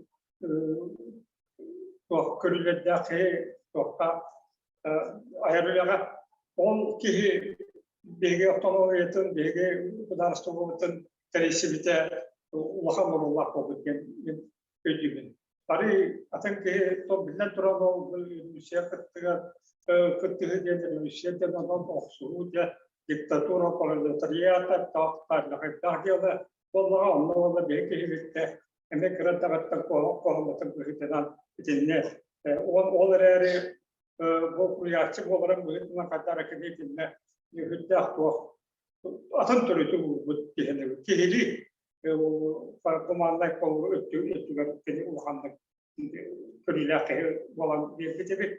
Ondan bu urukuttugar uhandık akıllı vasak onunla kadar kötüsünden kaldı. Stepan Maksimovic Prozakov tohunan kepseterli samay toğustak yanımın toğutu takıp geyini işite bırakıp tohunan beyin tuğunu ne bilir bollakına Stepan Vasilyev de tohunan bilir bollakına Stepan Arzukov tohunan vakan Kurumların beğen akbatamda bulunur. Onun dolayı bu memleket kepsizliğe kayandan adamlar, onunla bu saratlıklar var. Bir iddiası da var, canlar tutustundan herkes o sinariye sakatlar tutustundan canlar bir Respublika'nın tığır kudarsınız. Terbiyeler da o hamur Allah kuvvetlerini doğunan belediye koşuyor. Olduk ya bu etkilerinden Bana katıldığı torbakları etkilerde tükenlere kolu ettik. Bu Stepan Maksimovich'teki hüddah kıtanak, maygılar, ki vahanlık, kohanlık, ki çarşılı komünist politikten taksım ki onlar ürünlerge hayırlı hıtaları ultimatım bildirir. Kariyakit de ki Türkiye'de burada olmadı. Ultimatım hayırlı hıtaları. Bu onu kırıyor kanada. Bu ki dağıtanı tuğ. Anı onu ılınanlar yol günler oraktanlara o kariyakil o kutu bir vakam projesi vakti nesli bir atak. Esibili bitti. Ondan kırıkta da kahtığı bu kariyakilden dedi. Bu devam olur bana bir hadimini. On itekini değişten kadar tine kıvam kadar. Ondan sonra bu yani diye oyun seni tutarmaya ikisi sulamlaka epidemi tutarmaya ondaki Igor Petrovich bana hem bolakça kendine kattatta o bir dolar aktivata. Kini o çalarga bu Yakuşkat'tan aldığını böyle demir oldu tutara kanadı diyen burası resse. Yani o baropotun tahanan o fotoğrafı Mustamo'dan ayın ona kirinen ayağını tahanan mesela bu o demir tutu dedi. Yeterin Allah bilir vakıra olan tarafta o bilir kalem bu tutulunda da tuğnalar so onun olanlar tam bilgileri ki şu faktör yetenir dedi. Bu sigara kelbekse magadan bir kemerinde de kimse değil. Onu öte körüyle yaptı. Bu ette körüyle bir sonra bu demir sol kayıtlı olur öte Ağdas masına ola, at ola, o lahana marka kullanır. Kimi soğuk olanı uyga derler. Ondan falan seni gıda kıhtağın koçalıkı ötebiren turasat gibi. Ondan birden turan urut tutta bilen bitten bu deklarasyon bırak yazınız Türkiye şehri askeriyeti sürü dokümanlara kapanmayı bu sürü dokümanların orsulüga total şehirler tecrübe olarak da o kameramanla tutta olan kamerayı ki istifa maksimum sonra bitti. Tamam bana tatlama batırdı. Tamam vallahi bu doküman sürü doküman tutulan taksitler olan ama küçükte doküman onun taksitler istifa maksimum orala yani bazı yakınlar. Onun ki oyuncuları o çoğunluktan bir örnek tesimleri örnek tuttum. Ve doğru daha bu günler örnek sakatlama yönetim bir sürü bastıklı onun onların çocuğun daha bittiği bir yakınlar. Yedi günde geçen duran bu Stefan Maksimoviç'te Arzakov ve de toplay kıymetti. Üddağ Yılvay ki, o arakanla anadan dağına bakın üddağ şuyduk küskülü değil. Evet, üddağ al-Bakiyen kürüddağ evet, onlar eti kurul seviştirgen tercihliketleri oldu. Onu kendi diyen, bilüge diyen, sökemin dağına sağlığı nevine diyen olanı doğuran, bardakenlerin biten, Jadanglar ketungan dengan kita melakukan peseti awalannya dengan untuk datang di tujuan ini awal dari. Oh untuk dapat kena hidup melakukan dalam anak juga korek ke boleh onda itu untuk jenis jenis itu urut jenis dari ini yang kita se urutan sebenarnya itu boleh itu kami program meras ini itu şöyle bir sil bakırığa bu bir hayatına bağlı bir dağın dolap çok kötü şöyle bir tek az daha eskisi hayattan var şöyle bir onun diğeri bugün bu kapsayıcı diğer kanlar bu müziğe kapsayıcı hava toğustak diye oyuncular bu müziğe kalan format bu oyuncular ama saradiklerin falan o zaman bu biliyorlar bütün Türkler bu manda bir ekonomi Türk tespitlerin Allah'ın o kendince bu barabarın anlamında verecek. Sebebi onun Allah'ına bu Allah'ın nam bu gülü doğrudan bu bilgi saha bu da nasıl gösterdiği Allah'ın Allah'ın verecek. Jadi kita turan bu bilgi nakut. Itu guru stop dia mah, macam tu guru stop baru Aldavanlar Tevri bu yaklaşık parbuta ona bu son bütçem belenler kalemler bütçem mana takılatırım. Yani kalau kita merasa itu caska seperti di kita sapro ona yakada ya sebenarnya kita kehip di bolatın nokta saat itu seperti onları bu bilgin daha Jangan betul aksesnya, bunu keselatan kita betul kita terga kerawos ketujuan bangunan pegang turun dengan istiqamah maksimis terlekap atan kini kemten dia terah wah kami biasa terus pak bisnis boran sudah wah safar republikan berdasarkan bahwa berdisput jadi jangan hidup Allah Muhammad kita berapa takkan nanti доклад народу автономии. Он Сталин восстал Союзная Республика пока автономия, это нам это Ленин там отдан. Ленин нам параллельно сыга автономия работа. Я на другом либере Канады где максимально он когда был бегут до рукотор халва то что Yanlarga taptanlığa sahne şartta formayı onda onun bir gün bu Türkiye olmaktı. Türkiye Respublika olan onda kendiki kemiğe ordu bu hamle gitti. Bu rota tutu kendi sıvırtanıza çakçı bir tospa kavulla tospa tutanskı heger kim bıraktı Respublika olan bütün Тегибира. Ол онна баратыгар олақпары түрітін бұданара бүгін бейек экстатна. Спасибо большое, Николай Егорович. А сейчас мы с радостью передаем слово Сергею Николаевичу Винокурову, главе Вилюйского улуса. Добрый день, Анна Ивановна. Добрый день, уважаемые участники круглого стола. Вот. Но, к сожалению, так получилось, что я работаю на удаленке, поэтому не смог принять участие очно. Вот. И вот вынужден принимать участие через Zoom. Я в первую очередь хочу поздравить всех с Днем государственности нашей республики. Поблагодарить организаторов этого круглого стола. Я думаю, глубоко символично, что именно в День государственности проходит круглый стол, посвященный Степану Максимовичу Аржакову. В следующем году вся республика в едином порыве будет отмечать столетие республики. И, конечно, в эти дни стоит вопрос, и многие это задают. А кто стоял у истоков автономии нашей республики? Кто это предложил? Чья это была идея, что Якутия должна иметь свою автономию? То есть кто был первым? Кто был первым?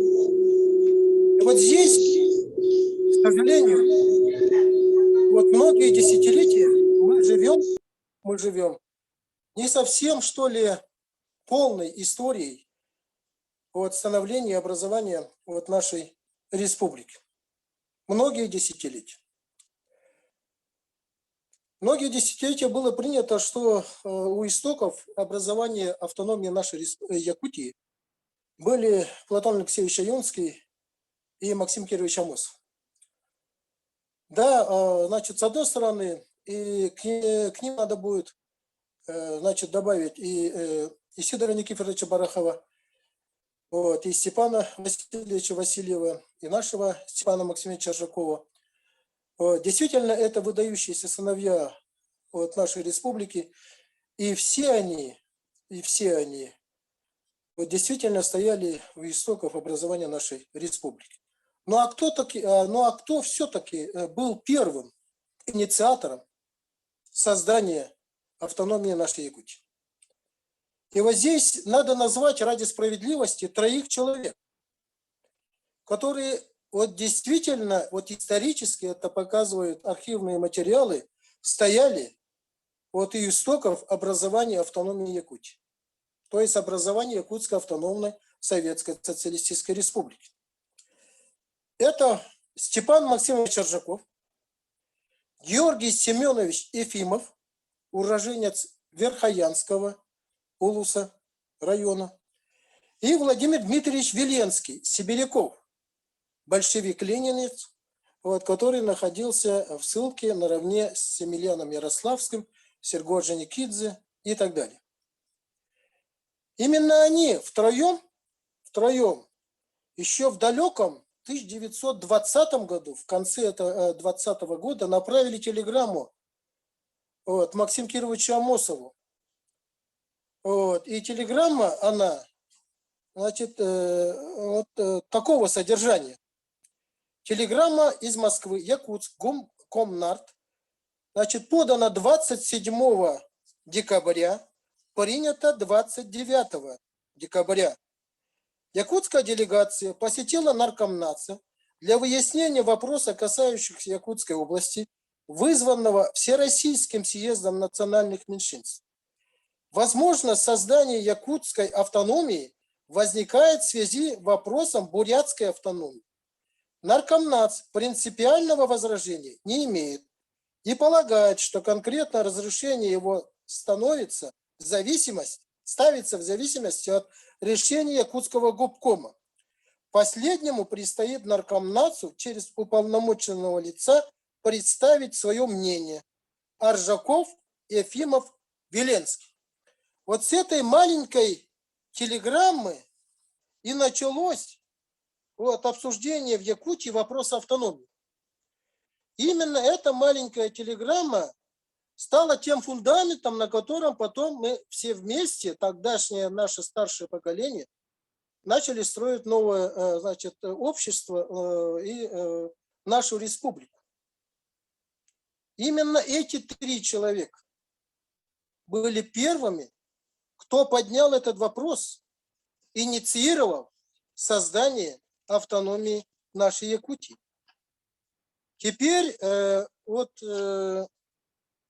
наверное, нам к столетию республики, необходимо, мы должны прийти, вернее, не только какими-то своими социально-экономическими успехами, какими-то достижениями, но самое главное, честной, правдивой и справедливой историей, то есть взглядами на нашу историю. Вот. И это надо делать. Это надо делать. Вот теперь, значит, конкретно, значит, по Аржакову. Ведь уже в докладе прозвучало, в основном докладе прозвучало, что 16 мая на коллегии наркомнатца, вот, тогда совсем молодой, 20-летний Степан Аржаков выступил, вот, будучи руководителем якутского отдела наркомнатца, о выделении статуса автономии Якутии. То есть практически выступил перед руководством страны и доказал, что Якутия, она должна иметь автономию. Он это сделал. Именно после его доклада,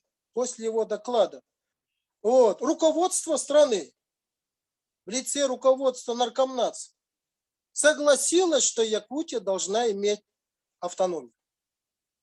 То есть должна стать республикой, автономной. Ведь именно он это доказал и защитил перед руководством страны, Аржаков Степан Максимович. Вот. Он, значит, стал заведующим якутским отделом 8 февраля 2021 года. Вот, то есть стал законным первым представителем Якутии, значит, там в Москве. Но сегодня об этом почему-то вот многие десятилетия молчит наше руководство. Вот когда мы заходим в постоянное представительство вот, в Москве, там стоит, значит, бюст и стоит, значит, мемориальная доска висит, что первым представителем Якутии является Амус. Ведь он после Аржакова туда пришел. Вот. Потом о том, что Аржаков именно был инициатором создания, значит, автономии Якутии, об этом писал сам Исидор Никифорович Барахов лично. В конце 22 года, когда уже Якутия стала, значит, республикой, вот, Исидор Никифорович написал небольшой труд «Справочник советского работника», где вот, значит, очень так вот честно и при этом, видимо, значит, очень так вот, значит, ну, что ли, в то время, значит, это было, может быть, и нельзя об этом говорить. Почему? Потому что Ефимов, он же во время гражданской войны выступал против советской власти и воевал с оружием в руках против советской власти. Вот. Но он вот в этом справочнике пишет, что инициаторами создания автономии Якутии были Аржаков, Ефимов и Веленский. Хотя в то время уже Ефимова считали врагом советской власти. Но вот Исидор Никифорович Барахов честно об этом написал. Не побоялся. Вот. И это тоже говорит о том, кто такие были инициаторами создания автономии нашей Якутии. Кто стоял у истоков? Кто такие они были? Первыми Вот когда Амосов получил телеграмму, вот в конце 2020 года, вот он ведь не совсем понял это. Вот, и направил телеграмму Емельяну Ярославскому с просьбой о разъяснении, что это за телеграмма. Вот, то есть он сам сомневался, вот, нужна автономия или нет Якутии. И тогда именно Емельян Ярославский объяснил, вот, что Якутия должна иметь автономию, что значит, об этом ставят буряты, значит, уже Татарстан, значит, получил автономию и так далее. Вот, поэтому еще раз хочу подчеркнуть особую роль, выдающуюся роль Степана Максимовича Ржакова в образовании Якутской автономной советской социалистической республики. Вот, к сожалению, как я уже говорил об этом, многие десятилетия роль Ржакова, она как-то принижалась. Вот, на торжественных собраниях, вот, ко дню республики, ко дню государственности нашей республики, в других каких-то памятных событиях. Вот, называли, значит, соратников, а Ржакова пропускали. Вот сейчас я вам покажу газету «Кым». Вот эта газета. Она посвящена вот ко дню государственности. Здесь портреты вот наших выдающихся деятелей, которые стояли у истоков автономии нашей республики. Вот. Там нет Ржакова. Там Ржакова нет. Хотя он и создавал эту газету. Кым. Ржаков. То есть это говорит о том, что даже наши руководители республики, газеты там и так далее не совсем понимают четкую, ясную позицию вот нашей истории. Вот, то есть мы сегодня живем, ну, не совсем, так скажем, полной историей. Да, мы абсолютно не принижаем роль других, значит, выдающихся сыновей Якутии.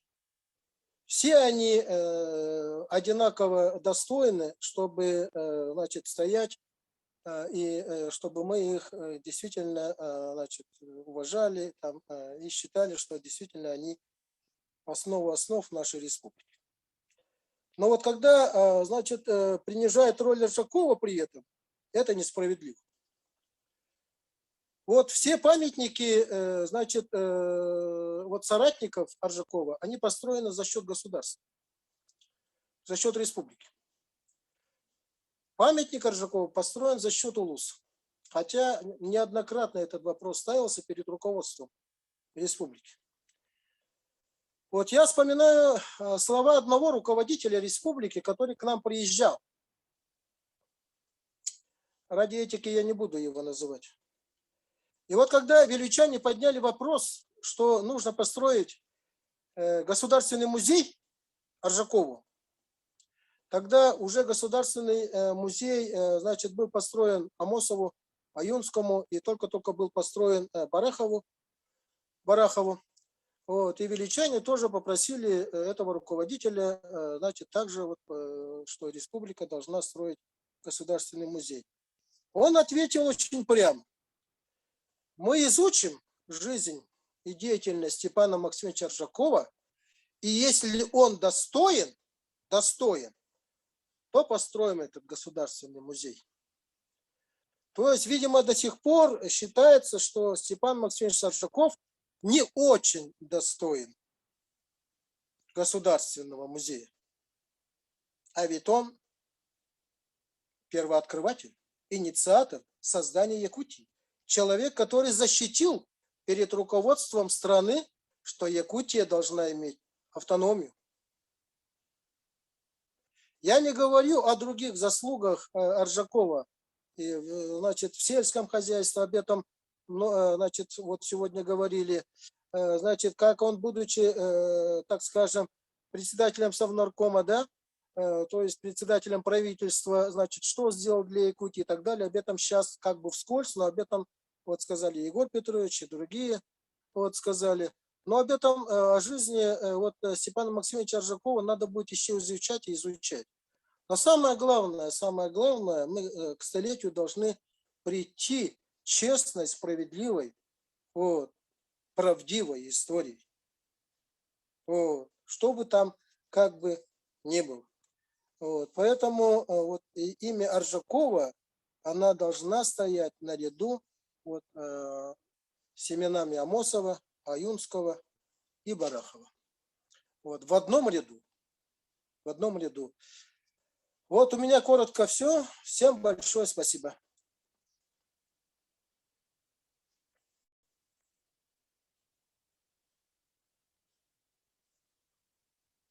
Слышно было, да?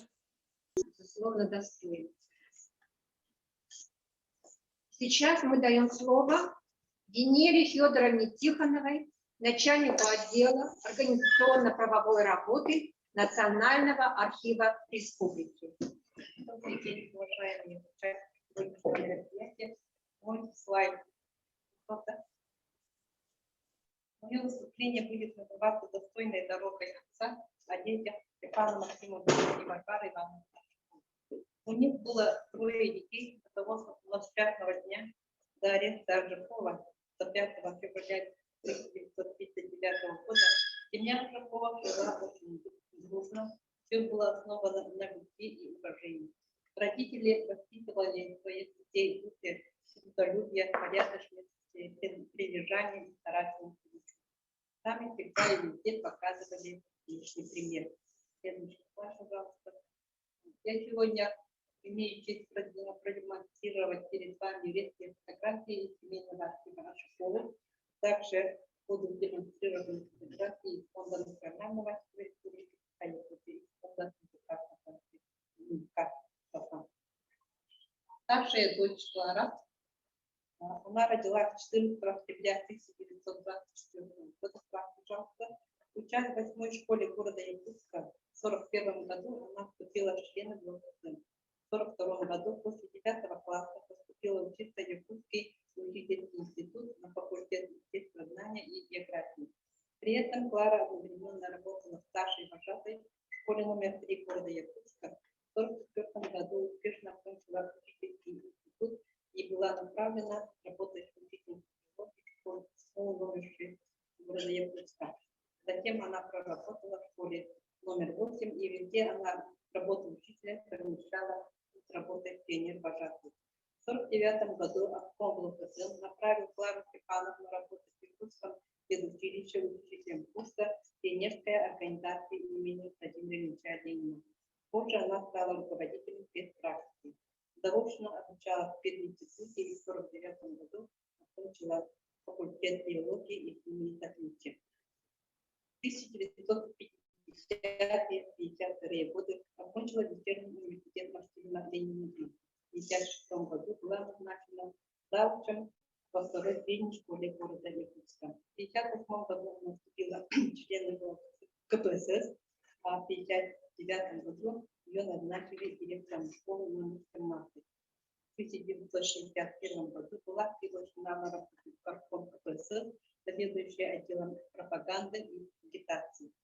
31 мая 1965 года Якутский обком КПСС порекомендовал Аржакову Клару Степановну на учебу в столичную новосибирскую высшую активную школу, которую она дальше окончила с отличием. По ее окончании в октябре 1967 года она была принята на работу заведующей домом политпросвещения, заместителем заведующей отделом пропаганды и агитации КПСС. Следующий слайд. В 70-м году она училась на митинговых курсах в Хабаровской высшей партийной школе. Затем в 1972 года перешла на работу в Якутском обкоме КПСС. В 1958 года Клара Степановна впервые избирала депутатом Якутского городского совета депутатов. Всю жизнь 2 раза побывала за границей. В 1958 году в тюрьме по Швеции, Бельгии, Франции, Италии, Греции, Турции, потом в Путевке и в 1960 году по Монголии и Китае. Постановлением Бюро Якутского обкома КПСС 25 ноября 1981 года Аржакова Клара Степановна была освобождена от обязанностей отдела партийной работы в возрасте 57 лет в связи с уходом на профессиональную пенсию республиканского значения. Затем она переехала в Москву, где она прожила до самой смерти. Награждена медалью за доблестность от наименования Комитета дня рождения Ленина, за доблестность в Великой Отечественной войне 1941-1945 годов. Также ей было присвоено в 1974 году звание заслуженной работник культуры Якутской АССР. Также она являлась ветераном труда, причем гражданином Украинского УНИСа. Она в свою жизнь 4 раза приезжала в город Москву, 5 взяток и университетов в 1999 годах для участия на юбилейных мероприятиях. 21 февраля 2016 года Сергей Степановна перестала длиться. Вторая дочь Аида Степановна Шевкова из фондов Национального архива Якутии есть личное дело врача Шевковой Аиды Степановны, заведенные Министерством здравоохранения Якутской области. Начато 6 августа 1945 года и окончено в 1961 году. Аида родилась 22 мая 1927 года в городе Москве. После 7 класса в 1942 году поступила в Якутскую фельдшерско-акушерскую школу, актуальная медицинская справка для поступления в ЕПАШ на простенькой маленькой бумаге, которая как и все студенты, Аида активно помогала фонду по-родительски судов и баш, уборки урожая и самостоятельно. 6 августа 1945 года приказом по Минздраву офицер Шевкова была направлена как пользователь чем ЕПАШ Якутский медицинский институт. Во время обучения она днем спешила на занятия, а вечером по станции скорой помощи или военный госпиталь, где работала медицинская. В институте в Якутске 30 июня 1950 года она была принята на работу врачом-ординатором отделения республиканской больницы, где проработала до мая 1954 года. 2 раза в 1953 и 1961 году направлялась на курсы повышения квалификации в город Ленинград и город Москву. 25 мая Тудан батыр алылар аядды. Тоғы тұппаттар білі тоғы пастаққа. Тура. Аяндары көтірі қолы. Өлі бар бұл.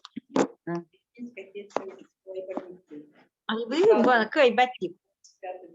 Өтім телепен тұтан тұр бұтым екен.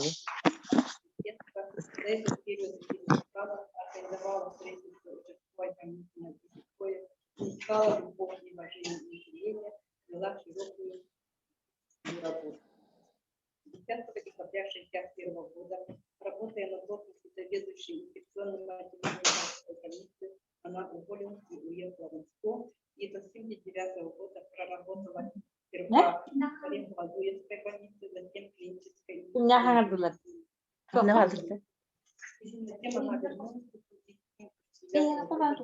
знает новый педагогический дом жизни Аиды Степановны в качестве преподавателя инфекционных отделений. Звук Работала преподавателем в течение 14 лет до 1993 года. Вся педагогическая деятельность характеризуется новаторством, добропорядочностью. Каждая ее урок естественно связан с практикой. Студенты были очень активны на ее уроках. Она сумела добиться высокого качества обучения и усвоения учебного материала. За время работы в училище она возглавляла комитет защиты мира и награждена памятной медалью Советского фонда мира.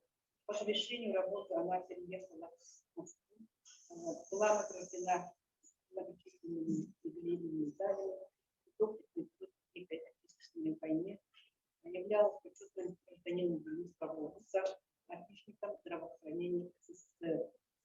Аида Степановна в ходе смерти поддерживала связи с близким, рассказывала замечательные события, присылала пламенные поздравления. Буквально на днях 28 августа этого года в возрасте 94 лет Аида Степановна покинула мир. От обеих дочерей Жукова, к сожалению, не осталось детей. Они замужем выходили, и, скорее всего, служило то обстоятельство, Они были дочерьми Галилея. Галилей родился в очень долгожданном библейском семье. Родился он 15 мая 30 года. Его все любили, звали семье Галин, Павловска, Галилейка. Особенным трепетом относился к нему отец. Когда у него было редкое свободное время, сажал на колени, дал ему книжки. Нужная оказалась судьба Галилея.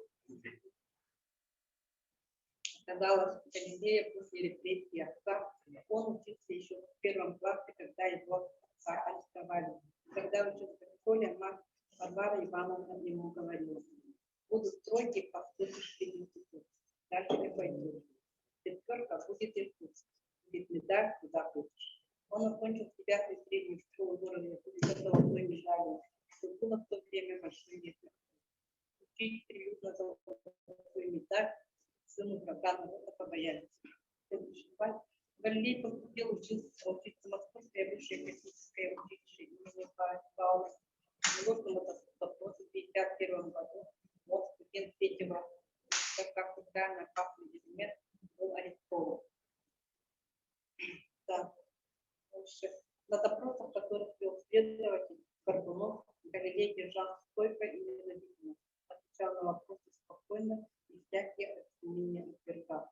Галилею дали снисходительную статью и отправили в ссылку. Его исключили из института, послали в Новосибирскую область, где он работал хроником и обучился. В 1953 году Галилей Степанович был амнистирован, в 1956 году полностью реабилитирован из-за отсутствия состава преступления. Он поступил на работу в Новосибирский завод станков и гидропресса. Работая, окончил техникум перезаводе, затем московский фармацевтический, получил профессию инженера. На этом заводе он прошел курс слесаря, помощника заместителя генерального директора. Сейчас он на заслуженном отдыхе в Новосибирске, проживает с женой Тамарой Андреевной, у них сын Сергей и 2 внука Роман и Михаил. Также Галилей и его жена Тамара Андреевна в пожилом уже возрасте воспитали дочь Юлию. Да, и теперь хотелось бы рассказать о 2 малоизвестных фактах, которые касаются Сергея Аржакова. Первый факт – это у Степана Максимовича был единственный брат Яков. Он родился в Вилюйске в 1907 году и является первым из якутов, который закончил высшее профессиональное образование. Национальном активе заведенные якутские педагогические и якутские массы. 23 по 32 годы состоял членом КПСС, дальше он стал членом КПСС. 21 по 24 годы учился в педагогическом факультете Кавказа. 24 по 32 годы учился в Московском государственном центральном институте по специальной физкультуре. Во время учебы принимался в армии, служил в бронетанковых войсках в качестве командира взвода Российской дивизии. В период с 32 по 37 год Яков работал преподавателем физкультуры, затем при техникуме и при институте, состоял методистом, секретарем, ответственным секретарем ФК дивизионных сил, затем аппарат ЕВК был передан из СИХУ. С 1934 по 1936 годы Яков Максимович руководил Высшим советом физкультуры при ЕОСС. Впоследствии Яков работал в учительной физкультуре в Мамском районе и в Вилюйском педучилище. На последние годы жил в городе Самос Алтайского района. Умер в возрасте 80 лет в 1987 году там же. Мало кто знает, что инициатором и организатором первых конных кафедры сельскохозяйственной выставки в городе Якутске был Степан Максимович Аржаков, бывший народным комиссаром земледелия. Степан Аржаков 5 марта 1935 года издал приказ номер 54 согласно которому была создана организационная комиссия при наркомзоне Яссы по подготовке и проведению первых межрайонных конских скачек в городе Якутске в марте 1935 года. Когда же рабочим комиссией управления наркомзоном из 3 вариантов для устройства беговой дорожки была избрана площадка в районе озера Зентарь на месте нынешнего ипподрома, и она была признана самой лучшей. И 11-12 марта территория будущего ипподрома была решена и уже благоустроена. 14 марта приказом Ажукова был приведен состав действия испытаний. Всего комиссия заседала 3 раза: 2 марта, 11 марта и 20 марта. Обсуждали по 10 дня выборы устройства беговой дорожки, об устройстве беговой дорожки и о преступлении времени. Согласно программе испытаний проведено 7 заездов на одну дистанцию 1600 метров. В каждом заезде участвовало по 2-3 игрока. Приняли участие игроки из Нарвского, Западно-Канкалакского района, Логино-Кильянского наследия, а также привозные лошади из Нижнего края, Пикетского района, Донецкой области, Московской области, Уральской области, Тамбовского округа.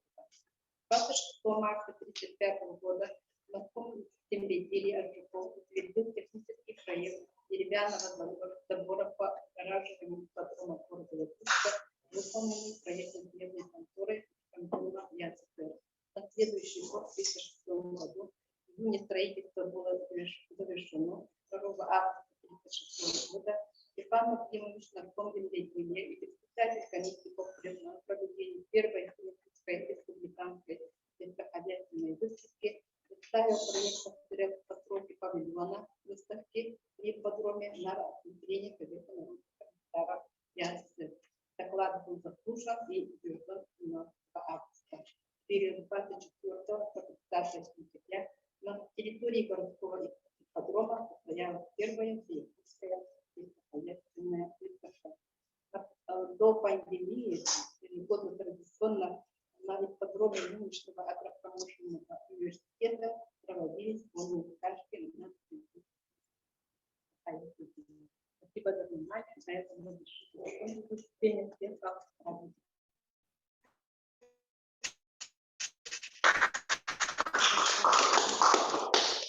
Слово Егоровой Страдане Александровне, учительнице истории и обществознания Вилюйской средней общеобразовательной школы имени Героя Советского Союза Степанова и Анисева Руслане, ученицы 10 А класса. Добрый день. Хотелось бы начать наше выступление с высказывания знаменитого писателя Антуана де Сент-Экзюпери о том, что лишь будучи активным участником событий, можно сыграть действенную роль, можно запустить нашу презентацию. Осмысление хода истории неизбежно вызывает вопросы о роли в ней той или иной личности. Изменила ли она ход истории, было ли неизбежным такое изменение или нет, что случилось бы без этого деятеля. Понятие «историческая личность» обычно отражает связь деятельности личности с крупными историческими событиями, на ход которых он накладывает свой индивидуальный отпечаток. Деятельность исторических личностей может быть оценена с учетом особенностей того периода, когда он жил, его морального выбора, нравственности его поступков. Оценка может быть отрицательной и многозначной, учитывающей позитивные и негативные стороны деятельности той или иной личности. Науке также известно понятие выдающейся личности, характеризующее деятельность людей, ставших олицетворением коренных прогрессивных преобразований. Как писал Плеханов, великий человек велик тем, что у него есть особенности, делающие наиболее способным его служение великим общественным нуждам своего времени. Великий человек является именно начинателем, потому что он видит дальше других и хочет сильнее других.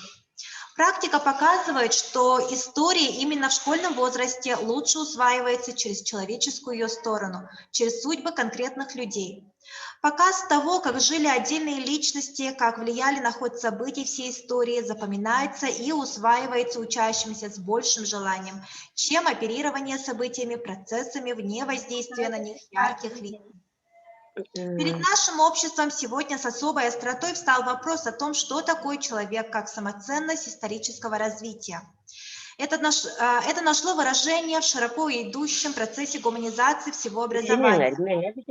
Так, в государственном стандарте исторического образования проблема изучения человека и его роли в истории поставлена первой среди сквозных содержательных линий всех школьных курсов. Курс отечественной истории, который обучающиеся изучают в школе, содержит десятки, а то и сотни имен выдающихся государственных, политических деятелей, вождей народных масс, талантливых полководцев, ученых и деятелей культуры. Стоит отметить, что именно в подростковом возрасте усиливается интерес к другим людям, проявляется стремление понять и оценить их. Особым интересом у учащихся пользуются истории своих соотечественников, земляков, людей, которые ходили по тем же улицам, что они, жили в том же месте, где они. Сегодня мы бы хотели рассказать о своем видении изучения жизни и деятельности Степана Максимовича Аржакова на уроках истории. Начнем с того, что Степана Максимовича можно рассмотреть с точки зрения не только видного государственного деятеля, но и выдающегося человека. Чему мы можем научиться, изучая личность этого человека на уроках?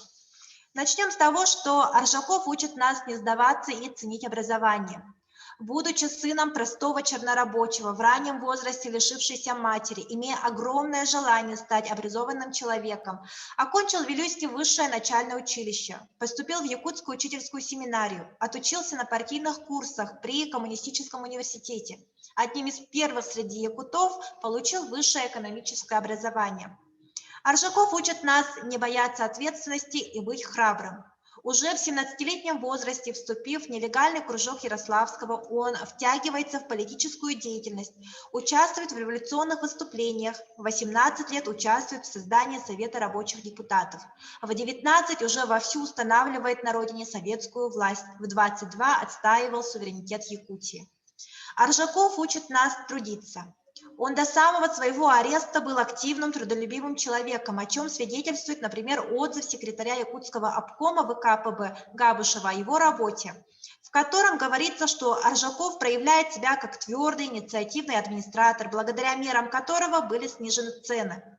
Отмечаются его здоровые, правильные взаимоотношения со специалистами. Александр Гаврилович даже рекомендовал Аржакова к более ответственной работе в Москве. И, наконец, Аржаков учит нас быть верным себе, своим товарищам, семье, своей родине. Спасибо за внимание.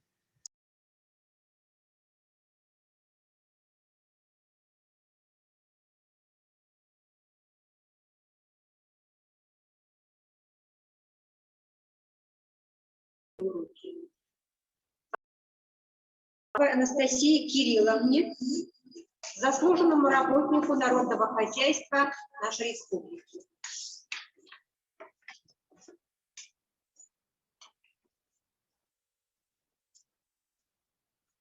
Добрый день всем, с Днем Государственности Республики. Ну, как сказали, со всеми выступающими я согласна, как говорится, и вы все очень хорошо выступили. Очень много мы узнали в этом, но я хотела бы немножко отойти в сторону, наверное, и поделиться своими впечатлениями, своими воспоминаниями, мыслями, может быть, о Степане Максимовиче Аржакове. Ну, я, может быть, человек старого времени, да, комсомолка, пионерка, комсомолка и тому подобное, и поэтому вот нас воспитывали в этом духе, и с детства я всегда читала книгу Максима Кировича Амосова. Была такая красная книга, кто постарше, наверное, знает. И там были и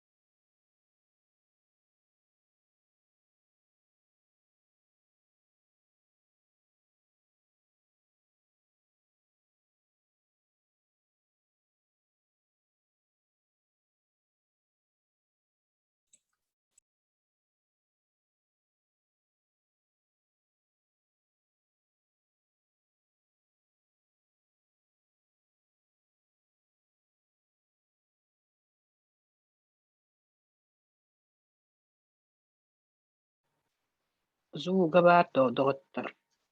Арақсан барын турат. Қалбуғыт.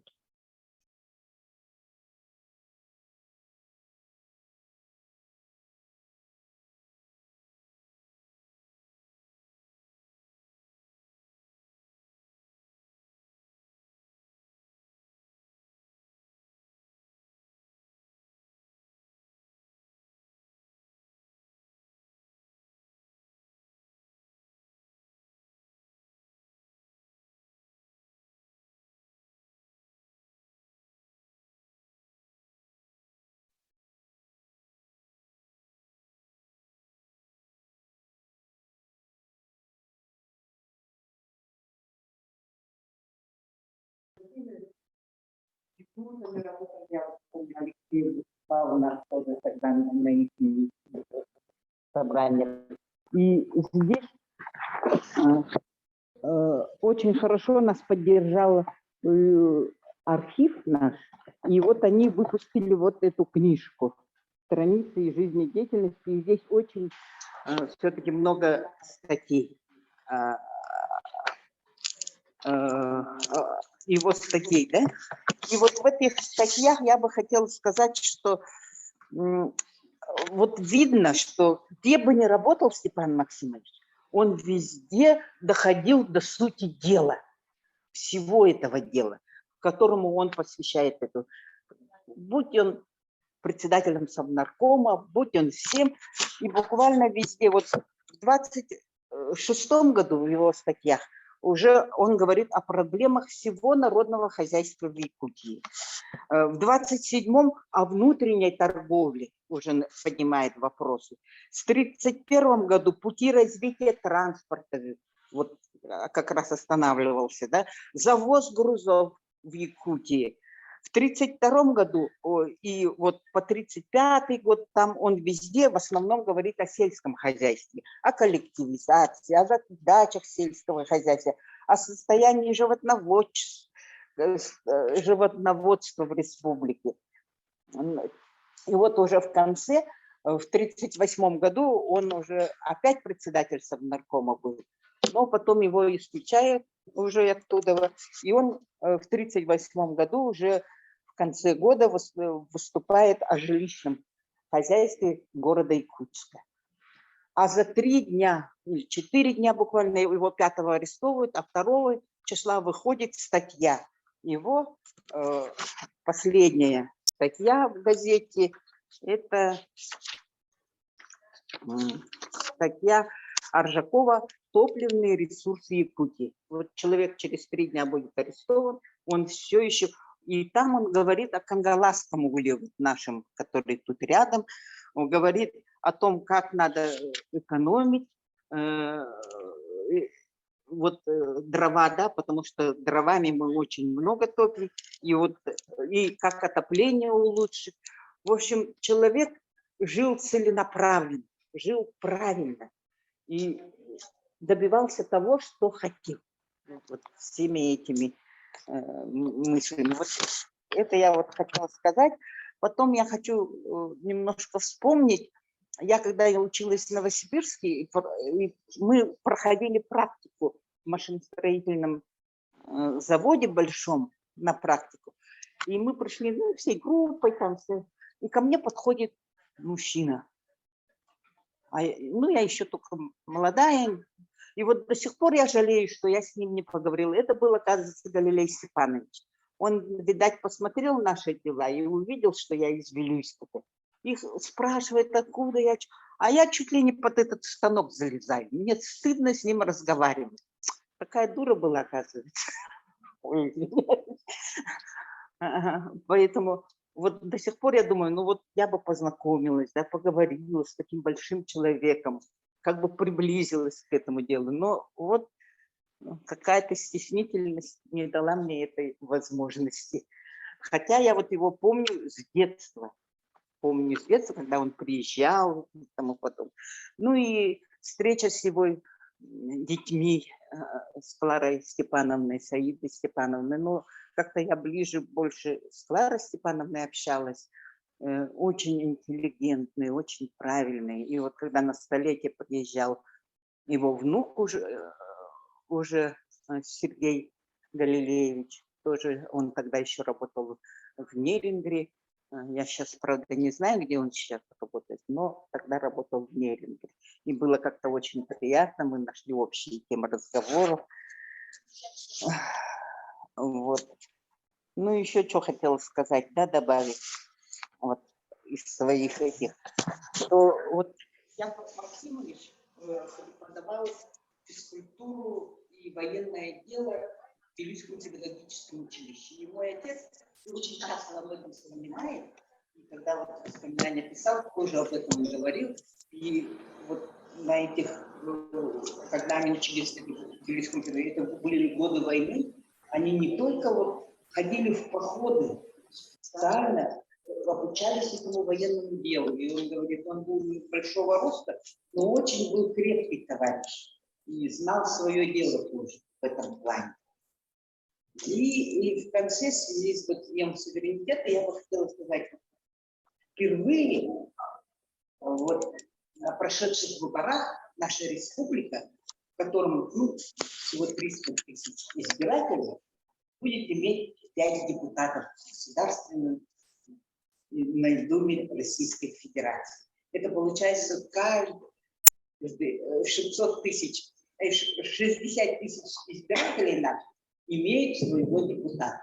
Ставьте себе, это никогда такого не было. Вот это уже доказывает наше движение вперед. Да? Поэтому я вас всех поздравляю. И еще раз с праздником, будьте здоровы, берегите себя, своих родных.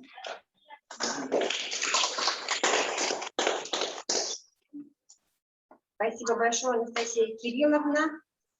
Мы сейчас заключаем наше круглый стол, наше мероприятие, и слово передаем Москачевой Яне Даниловне, старшему научному сотруднику литературного музея, заслуженному работнику культуры республики. Спасибо большое, Анна Ивановна, за предоставленное слово. Всех, конечно, поздравляю с Днем государственности. И просто хочу сказать, что вот сегодня присутствовали на таком мероприятии, да, которое много дает для размышлений.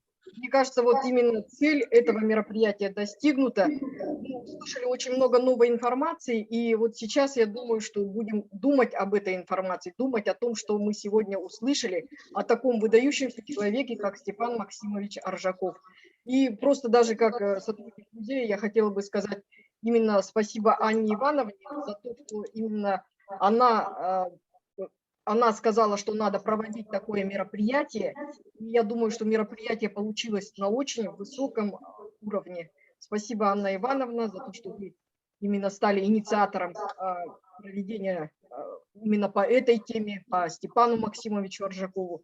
Мне, не знаю, как просто вот слушателю, участнику, показалось, что мероприятие у вас получилось очень такое на высоком, очень уровне. Спасибо вам огромное, спасибо всем участникам.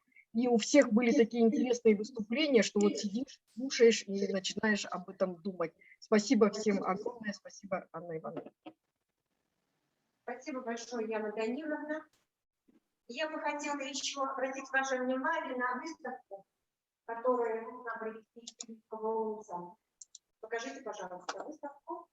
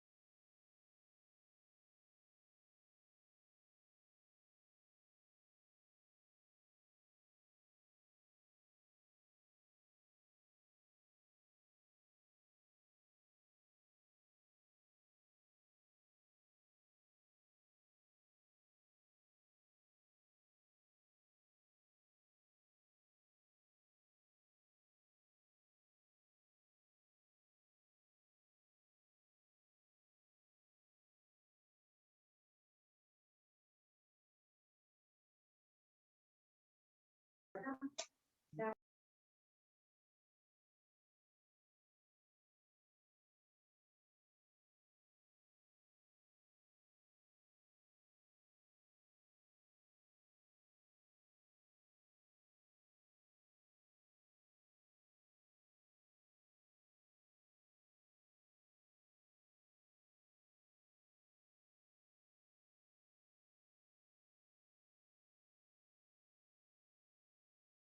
Я Варваре Гареевне трагическая судьба первых руководителей Якутской АССР, и там пишет Степан Максимович Аржаков окончил местную миссионерскую церковно-приходское училище.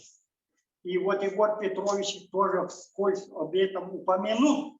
Но я крайне не согласен с этим, как специалист Музея народного образования. Почему? Ну, вообще, в городе Вилюйске в 1886 году открылась церковно-приходская школа в рамках миссионерства императрицы Марии Федоровны.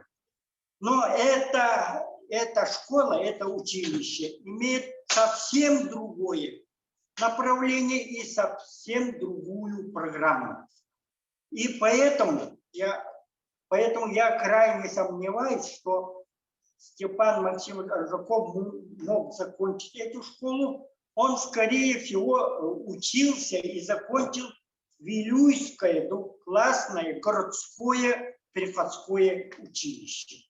И в этом училище есть вот слово «приходское», и поэтому, видимо, туда и прибавляет слово «церковное».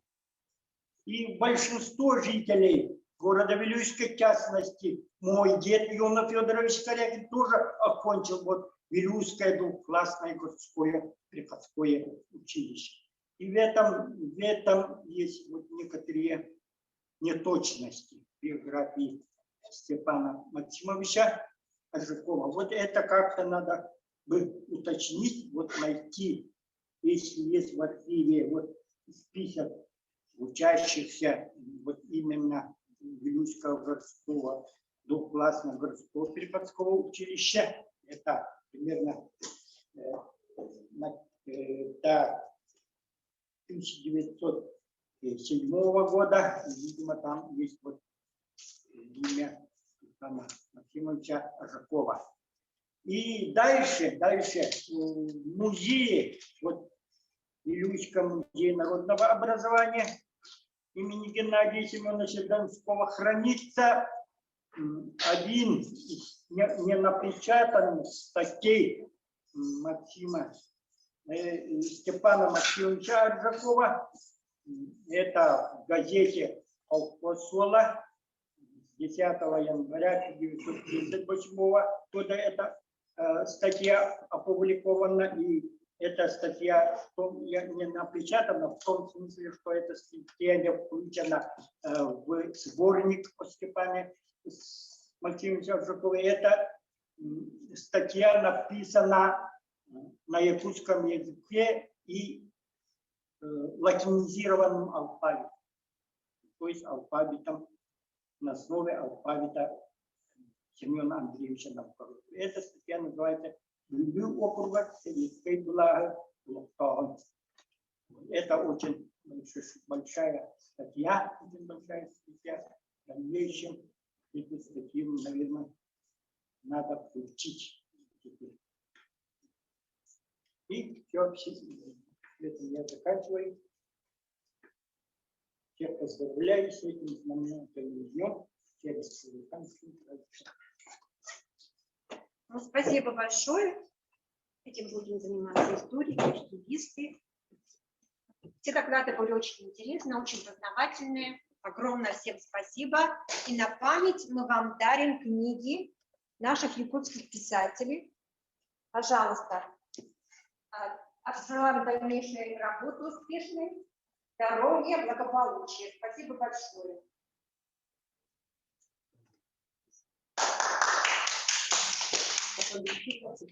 Да.